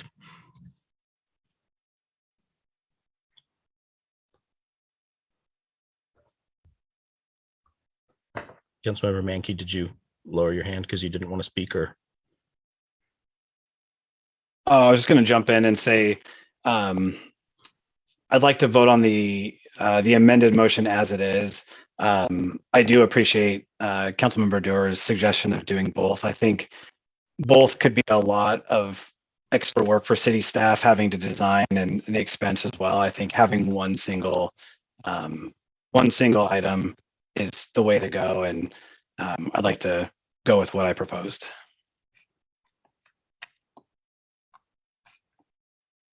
All right. City Clerk. Please say, this is on the amendment. Please say yes or no when I call your name. Councilmember Zorns? Yes. Mayor Thompson? No. Councilmember Aldrich? No. Councilmember Mankey? Yes. Councilmember Dewar? No. And Deputy Mayor Alcabra? No. Fails 4-3 with, I'm sorry, 4-2 with council members, with Mayor Thompson, Councilmember Aldrich, Councilmember Dewar, and Deputy Mayor Alcabra in the negative. And Councilmember McNeil absent and excused. Councilmember Dewar. I'd like to speak to my original motion. Please do. So I agree with what the mayor said, and I leave it up to staff to see how best to communicate what the various flags are about. I don't want to prescribe for them, although I really like the idea of helping people to understand. I think we can find a pretty low-cost solution, easy solution to that. Probably taking language from proclamations and resolutions and whatnot, and just having a printout at the front door for people that are interested. So I'm going to leave my motion as is and not amend it. Would anybody else like to speak to the motion? Councilmember Mankey. Yeah, I mean, I appreciate the thought that's gone into this. I appreciate the fact that we're trying to educate the community, and I really want to do that. I don't think just putting up a flag for a month is the best way to do that. I don't think it's effective. I don't think people will know what those flags are, and it's pretty hard to search on the internet what those things are. It's not like text where you can type in some words and find out if it's just a flag flying. You won't know. So I think there's a better way to go about this, and I think our flagpole, you can see there's 2 flags on it already. If we were to add, the Ukraine flag, if we were to add other flags, and including these 2, I think our flagpole is going to get pretty full pretty fast, and I'd like us to do a different direction. So I won't be voting in favor of raising flags without context. Councilmember Zorns. Who knew such a effort to be inclusive of our community would have such a robust conversation. So I'm going to ask everybody to take a deep breath, and I'm going to share some thoughts here. So I realize that some people of what I'm about to say here might be filtered by their own prejudices and biases. And I'm going to ask you to carefully respect my conscience and what many people have asked of me. I have a friend, an elected friend, that I love to bits. This friend used to constantly worry about a study which showed how power can change brain function. And I've been studying power for a while, and here's what I've learned. Everyone has power on some level, and deep down, when we realize we can't control everything, we have some choices. And for some, when control is threatened, they become insecure, angry, and often manifest a condemning attitude and actions. And I hope to God that this will not be me. I had a constituent call me last year. It's someone that I think most of you know, and call them a friend, and they were upset. They were offended by the pride flag, but not for what reason you may be quick to assume it was. They were offended that we hadn't been flying the POW MIA flag as well. They felt that the flag, the city that they've invested in, forgot him, and it had forgotten something very important. So let me share some things with you. I promise this is going to be 3 minutes. In February is Black History Month, and I would like to know why the shortest month of the year was dedicated to Black history. No one's explained that to me. March is Irish American, Development Disabilities Awareness, Trisomy Month. April is Month of Hope, Child Abuse Awareness, Fair Housing Month, Autism Awareness, Sexual Assault Awareness, Arab American Heritage Month. May is Jewish American Heritage Month. Better Speech and Language Month, Mental Health Month, National Bike Month. It's also POW MIA, AAPI, or AANHPI. June is Caribbean American, LGBTQ Pride, African American music, and of course our Juneteenth. And we've got Fragile X, Black businesses, national immunization, celebrating bilingualism, emotional wellness, German American, Italian American, Down syndrome, military families, National Adoption Month, Human Rights Month. So I think you're getting the picture that there's a lot of things that we can and should recognize in this city. We have the best of intentions and we're human.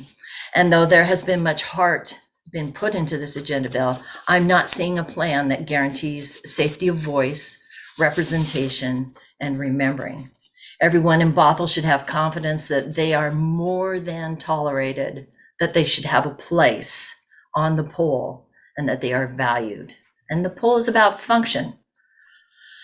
A freedom poll, as I'm calling it, in addition to the one that carries our national and state standards, would include more of our community until we can support that message. My vote on this one is going to be no.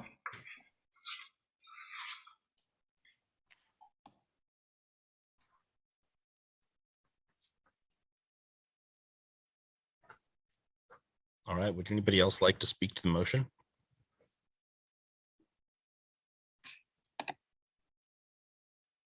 All right, City Clerk?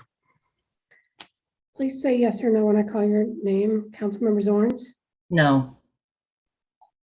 Mayor Thompson, Yes. Councilmember Alders, Yes. Councilmember Menke, Nope. Councilmember Dorr, Yes. Deputy Mayor Alcabra. Yes. Passes 4-2 with council members Zorns and Menke in the negative, and Councilmember McNeil absent and excused. All right, thank you. Moving on to Agenda Bill 22080, public hearing and consideration of options to renew interim official control, allowing temporary use of private property / parking areas for outdoor dining. I am going to open the public hearing now. And it looks like we have Interim Community Development Director Jeff Smith and Deputy City Attorney Robbie Sepler here to present to us. Thank you, Mayor. I'm pulling double duty tonight. I'll be presenting this item to you with the support of the Interim Community Development Director. So the reason that I'm presenting this is it's kind of a legal question for council to consider. Since December 9th, 2020, the council has adopted an interim official control which allows dining establishments within the city to use private parking areas for outside dining. That interim official control has been extended 3 times and will expire on June 9th if the council doesn't take any action today. So what an interim official control is it's an immediate ordinance that the council can pass to address an emergency. And as additional time passes and interim official controls are renewed for successive periods, the legal rationale for continued use of the interim official control method starts to weaken. And at this point, given the number of extensions, staff is asking council to make a decision and provide direction on whether to pursue a permanent regulation that will allow use of private parking areas going forward, or to provide one final extension and then allow this interim official control to conclude and no longer be extended. So there's 2 options presented to you tonight. Option A is a further 6-month extension, which will go to December 9th, 2022. And it also includes a work plan directing the Community Development Department to begin work on permanent regulations to attempt to allow this in the future in some way, shape, and form. The permanent regulations may not be exactly the same as the interim official control, but it will involve the full process and full decision-making process that the Community Development Department does when drafting development regulations. The second option, option B, is a 113-day extension, which means essentially through the end of September. The idea behind this is that gives additional time through the warmest months of the year where outdoor dining might be at its highest, as well as also addresses the recent rise in case count for COVID-19. And just on September 30th, then the interim official control would conclude and would no longer be in effect. Why is my view changed where I'm huge? So I'd be happy to answer any questions or concerns you may have at this time.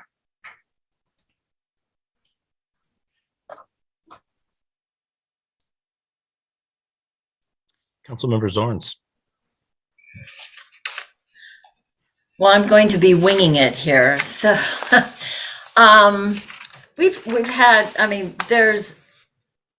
there are pros and cons that weigh heavily in the balance on this, things that are a very good argument to continue it, and other arguments that maybe we need to pump the brakes on this. If we were to continue for 6 months and staff were to be developing a long-term plan, I'm assuming that would be creating code compliance for the physical structure, durability, and lasting where it is? Would they be paying a fee in lieu for parking that they no longer are providing? Is it those kinds of details that we would be covering if we were to go 6 months out?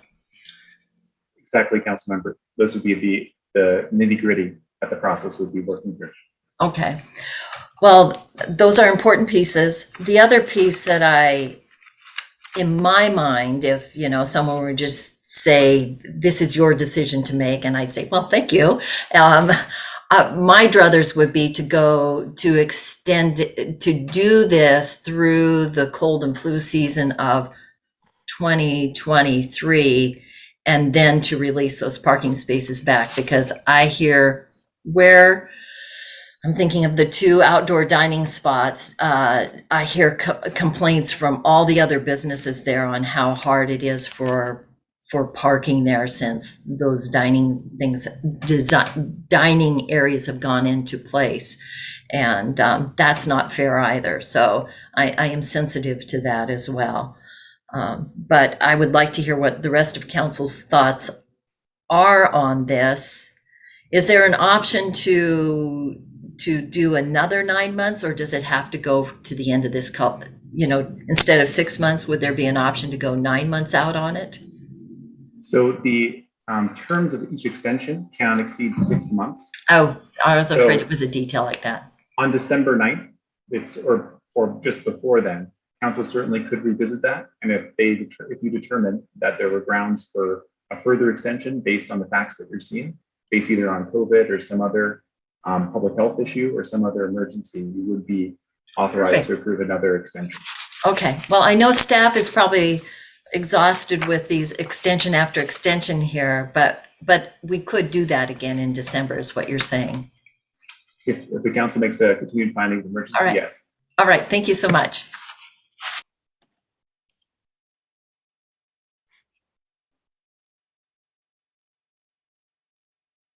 Deputy Mayor. Thank you, Mayor. And thank you, Robbie. This is a lot of details in the packet too. So thank you. I appreciate it, you and everybody else who worked on this. The other day I was walking, around, saw the cottage, so there are multiple points I'm going to talk about. Number one, the cottage, because I was passing by that, I saw that the restaurant was vibrant. There was somebody probably reserved that little outdoor space, and they were having a little party out there. Everybody was standing and having fun. And there's parking right across the street. So nobody has ever complained. I haven't heard anybody. I've met so many people there. Nobody ever complained about parking there. That lot in the back is very small anyway. And when you open up a shop, traditionally, I don't know how it is for this, but for that whole set of, businesses that are served by that parking lot in the back over there, for example, the spaces are allocated to them, but I think for something that size, probably 2 or 3, and it seems like the structures are built on those 2 or 3. So it's really, for example, if you use the cottage as an example, it's the cottage's parking spots that are taken away. And if the cottage, as we saw earlier in email, are okay with their space being parking spots not being used and used for actually having, more business, then I don't see why we should not allow that. I am for going through the process, extending for 6 months, the option A, and going through the diligence and looking how we're going to look at maybe for special cases, because Julio's other businesses can have the ability to do whatever they need to do also, because there's plenty of parking in downtown. The parking structure is on our city hall structure is unused after hours. So I feel like there's a lot of parking over there. And I'd love, sounds like the planning commission would go through the diligence. Is that correct? Yeah, and we'll go through that process and look at what regulations we need to apply in order for us to hopefully make this a more permanent thing. Councilmember Dewar. Yeah, I am also in favor of option A. I think for my part, I agree with Deputy Mayor Alcabra. I've been to the cottage so many times recently last week, and there's a vibrancy that it brings being outside that just can't be matched. And I think that brings the kind of atmosphere that I certainly want to see in our city. And so I think having a planning commission go through the process of looking at what the permanent regulations would look like, there'll certainly be a public hearing and opportunity for the public to weigh in. And to me, that seems like the most transparent and thorough process that we can do around this. So I will also be in support of option A. Councilmember Mankey. Thank you, Mayor. Before I ask my question, just a process question. Since this is a public hearing, were we supposed to open the public hearing before we began discussion? The mayor did open. Yeah. Public. Yeah. Okay. Public hearing. Do I opened we need the to? public hearing by saying I'm going to open the public hearing right before. Do we need to allow the public to comment though before we discuss, or do we discuss and then hear from the public? That's a great point. I think it's up to council's discretion. I think public comment does need to be taken before the ultimate vote on this matter. Yep, we'll be taking public comment when our discussion is done. Councilmember Mankey. Okay, perfect. I'll jump in my question then. In regards to the use of these parking spaces, is the intention to only limit this to dining establishments as it is right now, or are we looking to open this up to all businesses to extend their business into the parking spaces for equity purposes? I love the dining areas in front of the cottage and elsewhere in town, but I have heard from other businesses that they feel it's an inequitable use of parking, and they also would like to extend their businesses outside. So I'm curious, is this going to be focused exclusively on dining, or will it extend to other businesses as well? I'll take a first crack at that, and then perhaps Jeff, if you have anything to add here. Certainly, it's the council's direction of what they want to direct staff, or what you want to direct staff to work on. If it makes sense, perhaps to begin with the status quo of trying to make the interim regulation permanent. But if there is public comment and feedback during the process before the planning commission or something along those lines, then certainly the scope could change or could increase. Is the interim community director have other thoughts? Thanks, Robbie. I really don't have much to add. I think you said it very clearly. All of those things would be considered when and if the process of developing a comprehensive ordinance over this type of land use were to get underway. So all that's possible. So that's all I really have to add. Thanks.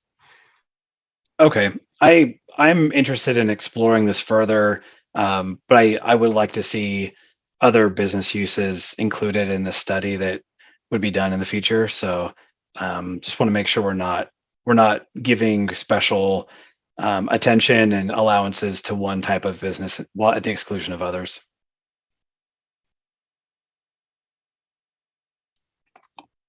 I totally agree with Councilmember Mankey. Actually, yes, I mean, if other businesses have a better use of space and they think that they can bring more people in, that they can serve more people, that they can do more business in Bothell and make a more vibrant Bothell, yeah, sounds great. I really like what the Cottage and Julio's and other restaurants have done. And it's just really hard for me to say that storing 3 cars is a better use of space than 15 people eating, drinking, having fun. Like, that's cool. Like, that's the kind of Bothell that I want us to be, someplace where people can go eat, drink, have fun. So I would love to see this kind of go back to the Planning Commission and kind of work out some of those details, like, what does this look like? And is it only for restaurants? And like, to me, those are the conversations that we would work out in terms of what this looks like in a permanent ordinance. Interim Community Development Director, did you have a comment? Yeah, I apologize. I should have added this earlier when I said that. There's a lot to consider here. Recall that this this this decision that was made early on really was in response to the pandemic, and it was to get to create the ability to create space for restaurants, particularly restaurants, because those were places where people could not wear masks, if you will, while they were doing whatever it is they were doing, eating. They could not wear masks. We did it, and it was a reaction. There's no question. We were all dealing with this brand new thing called the pandemic, right? But it is important to remember too that taken out of that context, this is an expansion of floor area for any business that undertakes it, and there's a lot of things that go with that. And we can investigate all of this stuff, but it's an expansion of floor area for one thing. It can call into concern. There are building codes and issues and accessibility issues and let's see, the building official today was telling me about there can be restroom facility issues, size, and all those things. There's a lot of details that go into these things. So I just want to be really clear with the council. First of all, let's not forget how we got here, and in continuing to do something like this, if the idea is that, hey, it's a great panacea, everybody wants to be outside when they're conducting business, it's not always as simple as that. So I just want you to keep that in mind. That's all. No, duly noted. And I am absolutely certain that the majority of businesses will probably not take us up on this. But I would much rather have it opened up to businesses that do think they have a good use case that we didn't necessarily think of when we made the law, as opposed to keeping them from it. Understood. Thank you. Yeah. Let's see. I think Deputy Mayor, you already went, correct? So Councilmember Zorns, you're up for seconds. Yeah, I'll do it in 15. Thank you, Jeff, for your observations, your reality check there. I just wanted to add that the parking, if you're down there doing businesses, I've heard from 2 other businesses that are not food related there, that their customers could not get in and parking, either get their printing done or get their hair cut, because restaurant parking was parking people who were going to the restaurants. There's no parking in City Hall because City Hall is filled during the day. And so they were parking in front of other storefronts where people those storefronts couldn't get their customers in because restaurants were parking in there. So it's a little more of a sticky wicket than we might see at face value. That's all I wanted to say. Deputy Mayor? Thank you, Mayor. You bring up a really good point, Interim Community Development Manager. That's too long. Can I call you Jeff? You bring up a good point. The way I see it is that the pandemic, as unfortunate as it is, it forced us to experiment with new ways for our residents and visitors to experience our city.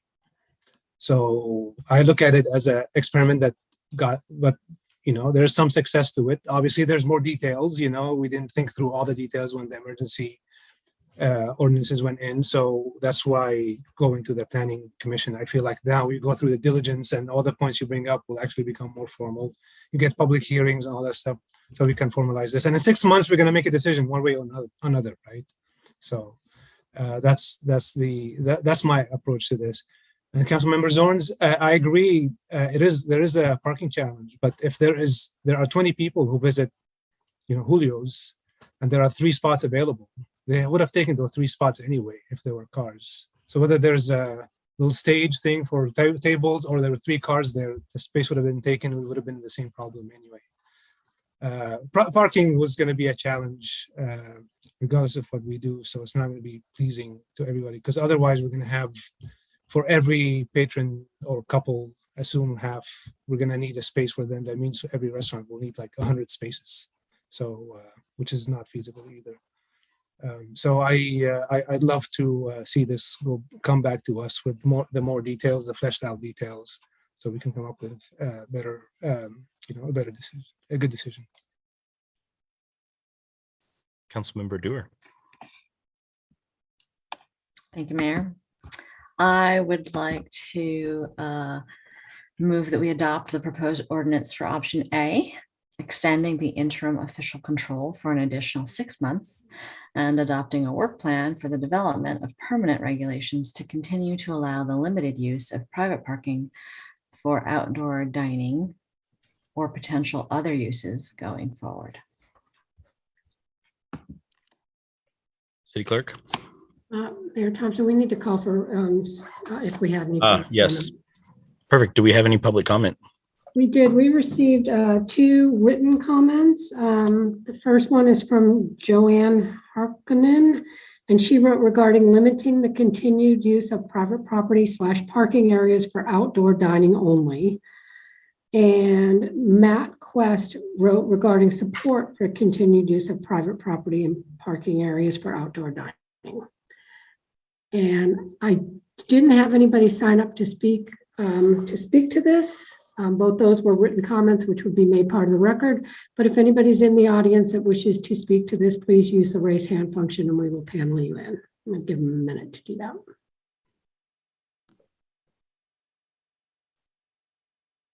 I don't see anybody.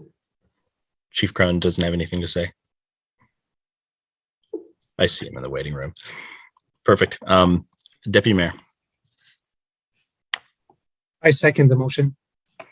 All right, I have a motion on the floor from Councilmember Dewar, and I have a second from Deputy Mayor Alcabra to adopt proposed ordinance for option A. Would anybody like to speak to the motion? All right, City Clerk? Please say yes or no when I call your name. Councilmember Zorns? Yes. Mayor Thompson? Yes. Councilmember Alders? Oh, she left. I'm sorry. Councilmember Menke? Yes. Councilmember Dorr? Yes. And Deputy Mayor Alcabra? Yes. Passes 5-0 with Councilmember McNeil and Councilmember Alders absent and excused. Thank you, City Clerk. All right, next up, we have Agenda Bill 22082. It's the Safe and Secure Public Safety Levy and Bond Annual Update. Well, it is me again. Again, thank you for your time. So be moving a little bit different direction than special flags, but I will be giving you a high-level overview of the Safe and Secure Annual Report. And then we'll, a couple of our co-presenters are here in case we have any detailed questions. So I just want to say real quick, we think it's really important. You know, we passed this Safe and Secure Annual Levy and Bond, and it's really important as a minimum every year to do an annual report for both the community and yourselves so that you can see the progress that we're making on the levy and the bond. And I just want to say really quickly, when we were reviewing this, I thought we really did some exciting things and made some real progress in some really difficult times. And so I applaud staff for that. We'll just give a quick background to get everyone oriented for some folks who may be watching and aren't familiar with the levy and bond. And we'll go over some the staffing updates and a quick update on the fire stations. We gave you a pretty detailed update in November, but we'll kind of hit some of those highlights. So just some quick reminders of how we got to where we are. In 2016, there was a police department study done. I think a lot of folks refer to it as the EDICO study. I heard that when I first got here. I didn't really know what they meant, but it was just a study where they came in and looked at our current resources and our what potentially could be an increase in our need for services. And, you know, we had this growing community, and there was some concern that as we grow and develop in Bothell, that maybe our current public safety investments weren't going to be meeting the needs for our community. And that's exactly what the study found. So in 2018, City Council directed staff to go out and do a public engagement process and talk to the community and say, hey, we got some concerns here. What would you like for the path forward to be? And that public engagement process did result in a ballot measure for both a 12-year levy for staffing and equipment and a 20-year capital bond to replace the 2 fire stations. That was overwhelmingly approved by the community. which we really appreciate. And we're starting to see some of those services and the results of that now. In 2019, the tax collections actually started. And we made some quick work to try to start to implement this levy. This levy is a staffing levy. So 27 different public safety positions and 9 support vehicles were part of the levy. We made the decisions, the best information we had at the time. That's a lot of hiring to accomplish. There's a lot that goes into that. You won't see any HR services here, but what we did tell the voters that we would deliver and add would be these 27 different positions, a couple of supportive services, folks in a vehicle, 13 officers, 5 civilian staff positions, 7 vehicles, 6 firefighters and 1 aid car, and also a probation lead. So, we started to do this hiring process, and it is difficult enough to hire 27 positions just for staff employees, but it's pretty challenging for public safety employees. But we started that. We started doing the implementation. Hiring started really quickly. And we have hired all 13 of the levy positions for the police officers. We did hire 4 out of the 5 civilian positions for the police department. The probation lead has been hired. All 6 of the 6 firefighters have been hired, and both of the supportive service positions. I do want to really point this out. Right as we're doing this levy hiring, COVID happens. And if you'll remember, we had to lay off some staff, and we actually did a hiring freeze throughout our organization. So that really paused our recruitment and that testing. And so then what started to happen is, as we're trying to hire the levy folks, we're now starting to lose officers and staff due to normal attrition. And so there's a little bit of a delay in filling the general fund positions. Not just because of COVID and the hiring freeze, but also the national landscape for employment in law enforcement has also really changed in the last few years. But the exciting news is that full recruitment and testing has now resumed, and our police department does expect to have these positions filled by November 2022, with the levy positions actually performing in their levy roles. And I really want to be clear about what I'm saying here. So when this levy was passed by the voters, of course, they're approving the positions, but what they're really approving and asking us for are the services that come with those levy positions. And so we want to be very transparent with the community. And I know there's a lot of text on this slide, but we will post this annual report on the website as well, so the community can look through it. But these levy services, some of them are paused because of this hiring gap. And we didn't really feel right about leaving these general positions in place. And the levy was an expectation that it would be an additional service above and beyond what they were already receiving. So just some quick highlights there. That swing shift is paused. The community crime reduction team, partially operational. The mental health navigator position is filled and operational and doing amazing things. That school outreach and security officer paused, traffic enforcement paused, felony crime investigation. The community engagement position, and that is a difficult position to fill. It was filled with a great recruitment process, and it's been operational. And I will say that's one of our really big success stories for 2021. So we'll talk a little bit about that in a minute. All the firefighters were hired. Now this aid car for Station 45, it's pending the station opening and what the current needs are, and also pending some staffing. And that probation officer, filled and operational. We may talk about this more later if you have more questions. I just wanted to put the police staffing up here. I mean, it does change, week to week, but just so you can get a sense of what the total FTE positions are in the police department and what vacancies are there in the general fund positions and how that's shaking out right now. So one thing I want to bring forth to council, we're not asking council to make any type of decision on this levy administrator position, but I want you to know what staff is considering and what staff is talking about. We had a levy administrator position in place before COVID. It was in the executive department, and this staff member left that position. And because it was right around the time, we had so many other things happening, we did not fill that levy administrator position. So it's been vacant that for quite some time. So as we are working with our HR department and the police department, and maybe even have to do more hiring for the fire department, depending on how staffing works, it is very challenging to do an authentic and robust and true recruitment program. And so staff's been kind of thinking, like, what are ways that we can address this? We're not the only city. I mean, it's a national issue, that it's really a competitive job market for public safety positions, and especially police officers.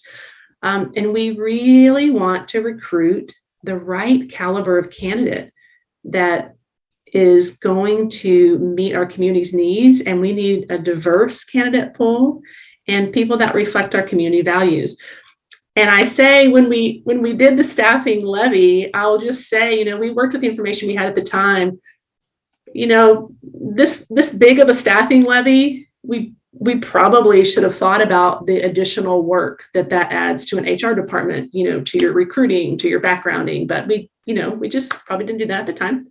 So we are thinking, what if we reinstate this levy administrator position, move it from the exec department to the HR department, so that they can really be involved and improve that recruiting process. And also they could continue or maybe pick up this data tracking and community reporting for the safe and secure levy, which quite honestly, we have not been doing a good job of that. So no, we're not asking you to make any decisions, just something to kind of think about. Just a real high level summary from our finance folks. We did, of course, have expenditures, but you'll see this ending fund balance for 2021 is much higher than expected. And that $6 million is really a result of the salaries that were really not paid as we had the pause in hiring and recruiting. So there's a lot of highlights about the levy, but we really, and we'll have more information on the website, but we really wanted to just pluck out a few. And one of the biggest things for this levy that the community supported for us, they really wanted more community engagement. And so the community engagement coordinator that was hired is amazing. And I don't know how she has the energy that she does. She is everywhere and does amazing things for us. She launched a community academy during COVID, which I'm not exactly sure how she did that. But the new Community Academy for the police department is an 8-week course where we bring residents into the department and engage with them, ask their input on policies. They get to learn about the department. They get to learn about what police officers do on a day-to-day basis. And it's an amazing opportunity to involve the public. And that's a lift. That is a really heavy lift. And it's pretty amazing that she was able to do that. Cam and other folks in the department also hosted 11 different community conversations last year. That is significant. Coffee with a cop, conversations with the chief. They led a community engagement effort for the drone policy, gave out lots of information on different police incidents. And I don't know if any of you have worked with Cam much, but she's pretty humble. I work with her a lot. And I can tell you, if the city gets a call about a concern or an issue, she immediately, and one thing I can think of, we had a cultural question or a cultural concern. She said, "Hey, Becky, I'm going to head out. I'm going to go find the church and go head out and talk to this particular cultural group." And that's what she did. She makes time to go meet people where they are and discusses their concerns and talks to them about law enforcement and public safety. So that aspect of the levy is pretty amazing. And she's doing great things in our community. Just another kind of exciting thing that we wanted to update you on. One of our hires for the levy Bothell native Stephen Quackenbush was officially sworn in last year.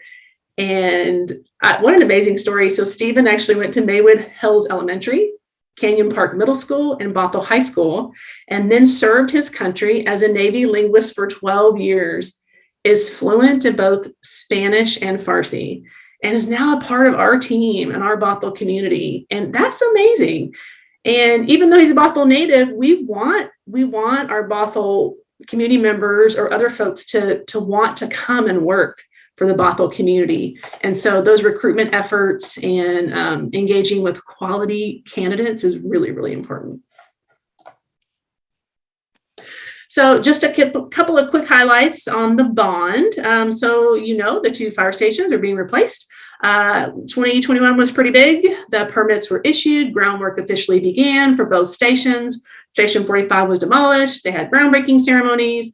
Station 42 was demolished in January of 2022, and construction is well underway for both stations. You've probably seen them as you've driven by. Just a couple of photos. Station 42, Bothell's headquarters station, moving right along, projected to be complete and move-in ready by 2023. Station 45, expected to be completed and move-in ready by late 2022. So those new fire stations bring some really wonderful new amenities to our firefighters, and it's exciting to see that work happening. So thank you, Bothell voters, for approving that. I really don't have anything else for you. I know that was pretty high level and quick and dirty, but we want to open it up to questions, and then also to make sure that if you have any more questions, we can go back and add that into the annual report before we publish it for the community.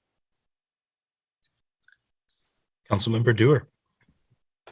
Thank you, Interim Assistant City Manager, for the update. There's a lot of really good information there, and I love the updates on the fire stations because I was kind of wondering where they were at. I have one question, and that is, have you considered calling it Chatting with the Chief? Because I'm a huge fan of alliteration, DD, and I think that would be very catchy. We'll pass that on to Cam, and I might not even word it correctly. She's pretty good about that kind of stuff, but great feedback.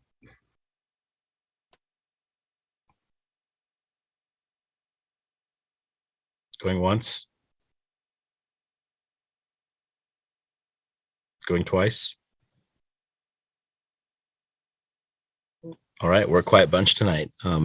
Becky, thank you so much for coming and giving us the report. It's really great to hear from you. It's really great to have this in front of the community as well, so they can see what we're doing, what we're thinking about, and I appreciate it. Thank you so much.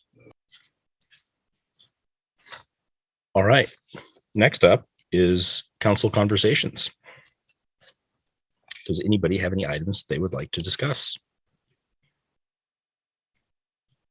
Councilmember Dewar. I'm just going to warn everyone, get your tissues. It is with sadness and satisfaction that I want to announce my upcoming resignation from the Bothell City Council. My last day will be May 31st, which means that effective June 1st, I will no longer be a council member.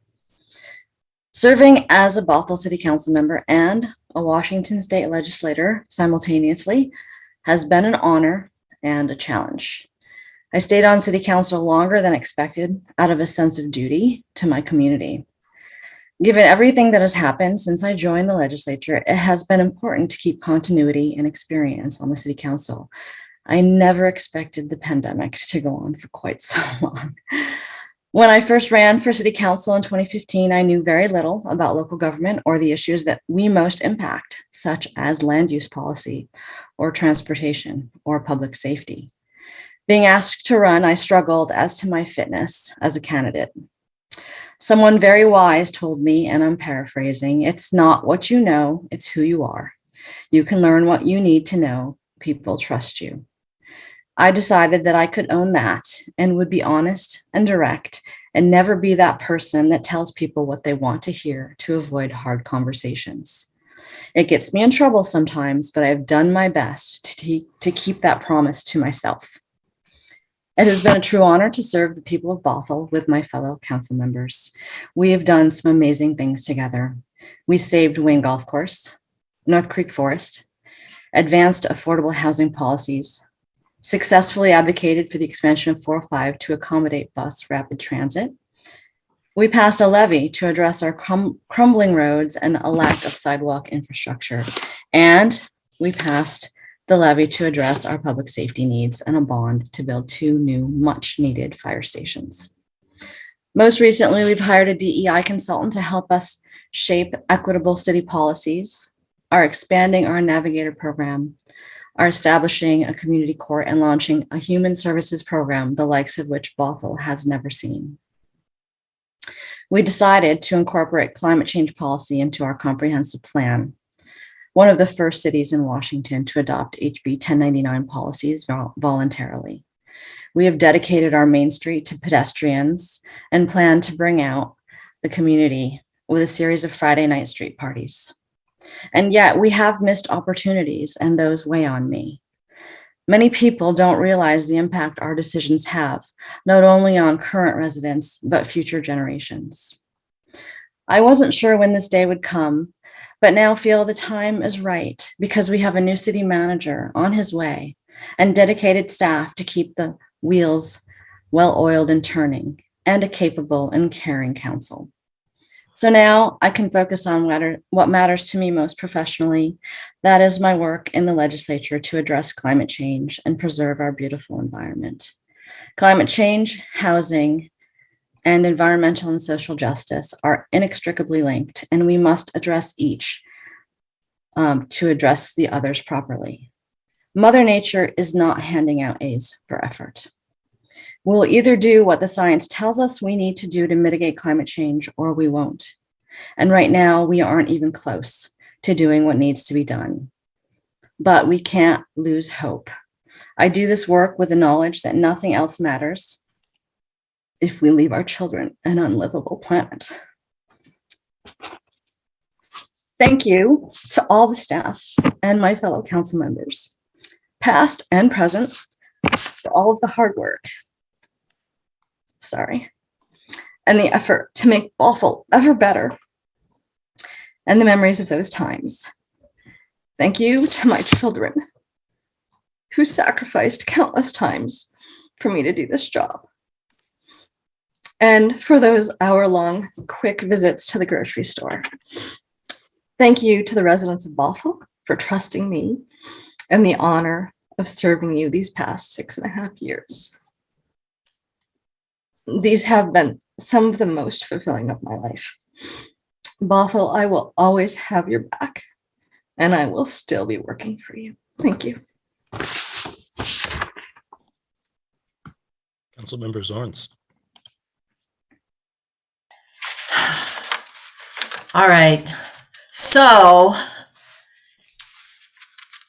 had I known, I would have prepared a big, long speech. And instead, all I want to do is have the first words that come to my mouth, which are, you rat.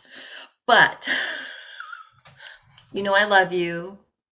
You know I'll miss you. You and I don't always agree with everybody, with each other. But honestly, does anybody agree with any of us 100%? I would hope no, because then somebody's redundant. And I have appreciated your pluck and your fortitude and your ability to think on your feet, and I have appreciated your friendship over the years. So Godspeed. Deputy Mayor. Thank you. Council member Dewar, was it me for joining the council? Is that what it is? I hope not. I am very sad, and it's only been a few months together. I think you not had this other thing that will actually change the whole state. Maybe we would have spent more time together on council and done some really cool things. But you represented us really well at the state level. I look forward to collaborating on that end. And please continue doing the great work that you do. I really appreciate it. Thank you so much. Councilmember Mankey. I will echo my fellow council members and say thank you for your years of service on council. I know there were easy times and hard times and the good and the bad, and that's what comes with this role. But thank you for your service. Look forward to continuing to work with you on legislative matters, and I'm glad that you're there representing our city, and we can continue working on the things that matter for Bothell. So thank you again, and we wish you nothing but the best. And we know that the ledge is your passion, and it's a great place to be. Thanks so much. All right. I hope everybody's ready for speech number 2. Thank you, Davina. On behalf of Bothell, particularly, thank you. You've served here on city council while also being in the ledge, and I don't think it's a coincidence that for some reason we seem to get all of our legislative asks. We can't expect this every year, but it keeps happening. I mean, you went through your list of wins. 405 was amazing. You figured out a way to get that done, and then you had to figure out a way to get that done again. And especially thank you for being involved in regional work after a period where Bothell had really not done much outside its borders. You were appointed to the SCA board within 1 term of being elected, which I doubt happens very often. Of course, you also didn't make it a full term in city council before getting appointed to the legislature either. It doesn't seem to take anybody very long to figure out what we've known in Bothell for a little while is that you care about people and making policy that helps them.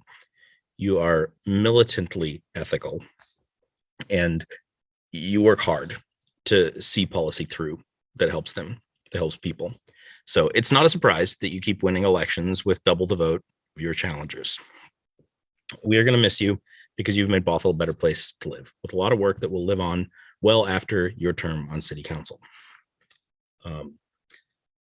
On behalf of myself, not Bothell, thank you for being a mentor and a friend.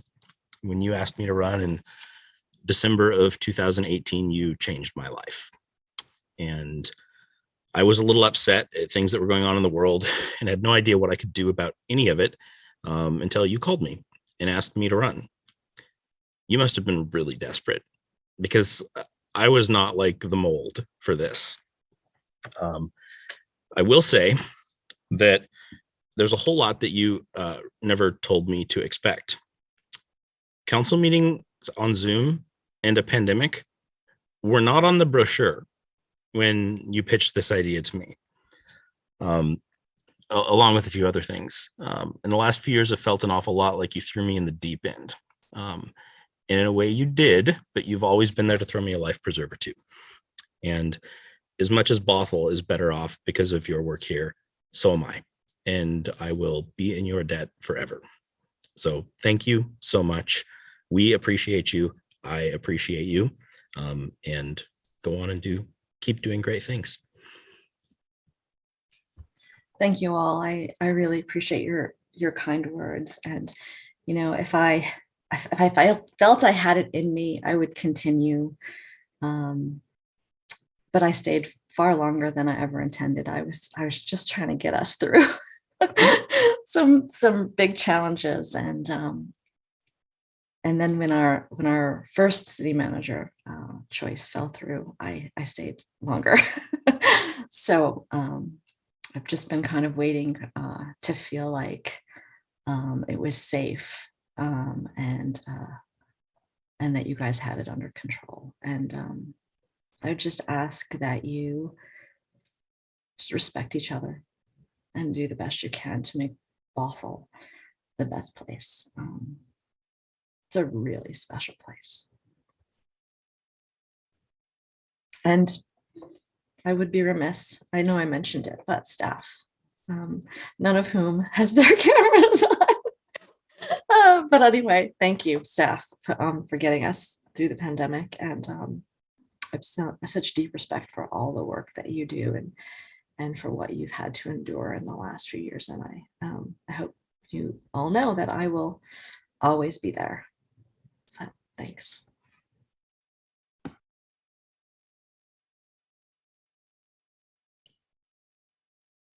Can I do like my signature end of the meeting thing? You can do almost anything you want right now. Well, I don't quite have the same thing that Tom had where he would vote no not to end the meeting, but I feel like I started a tradition of like, can we be done now?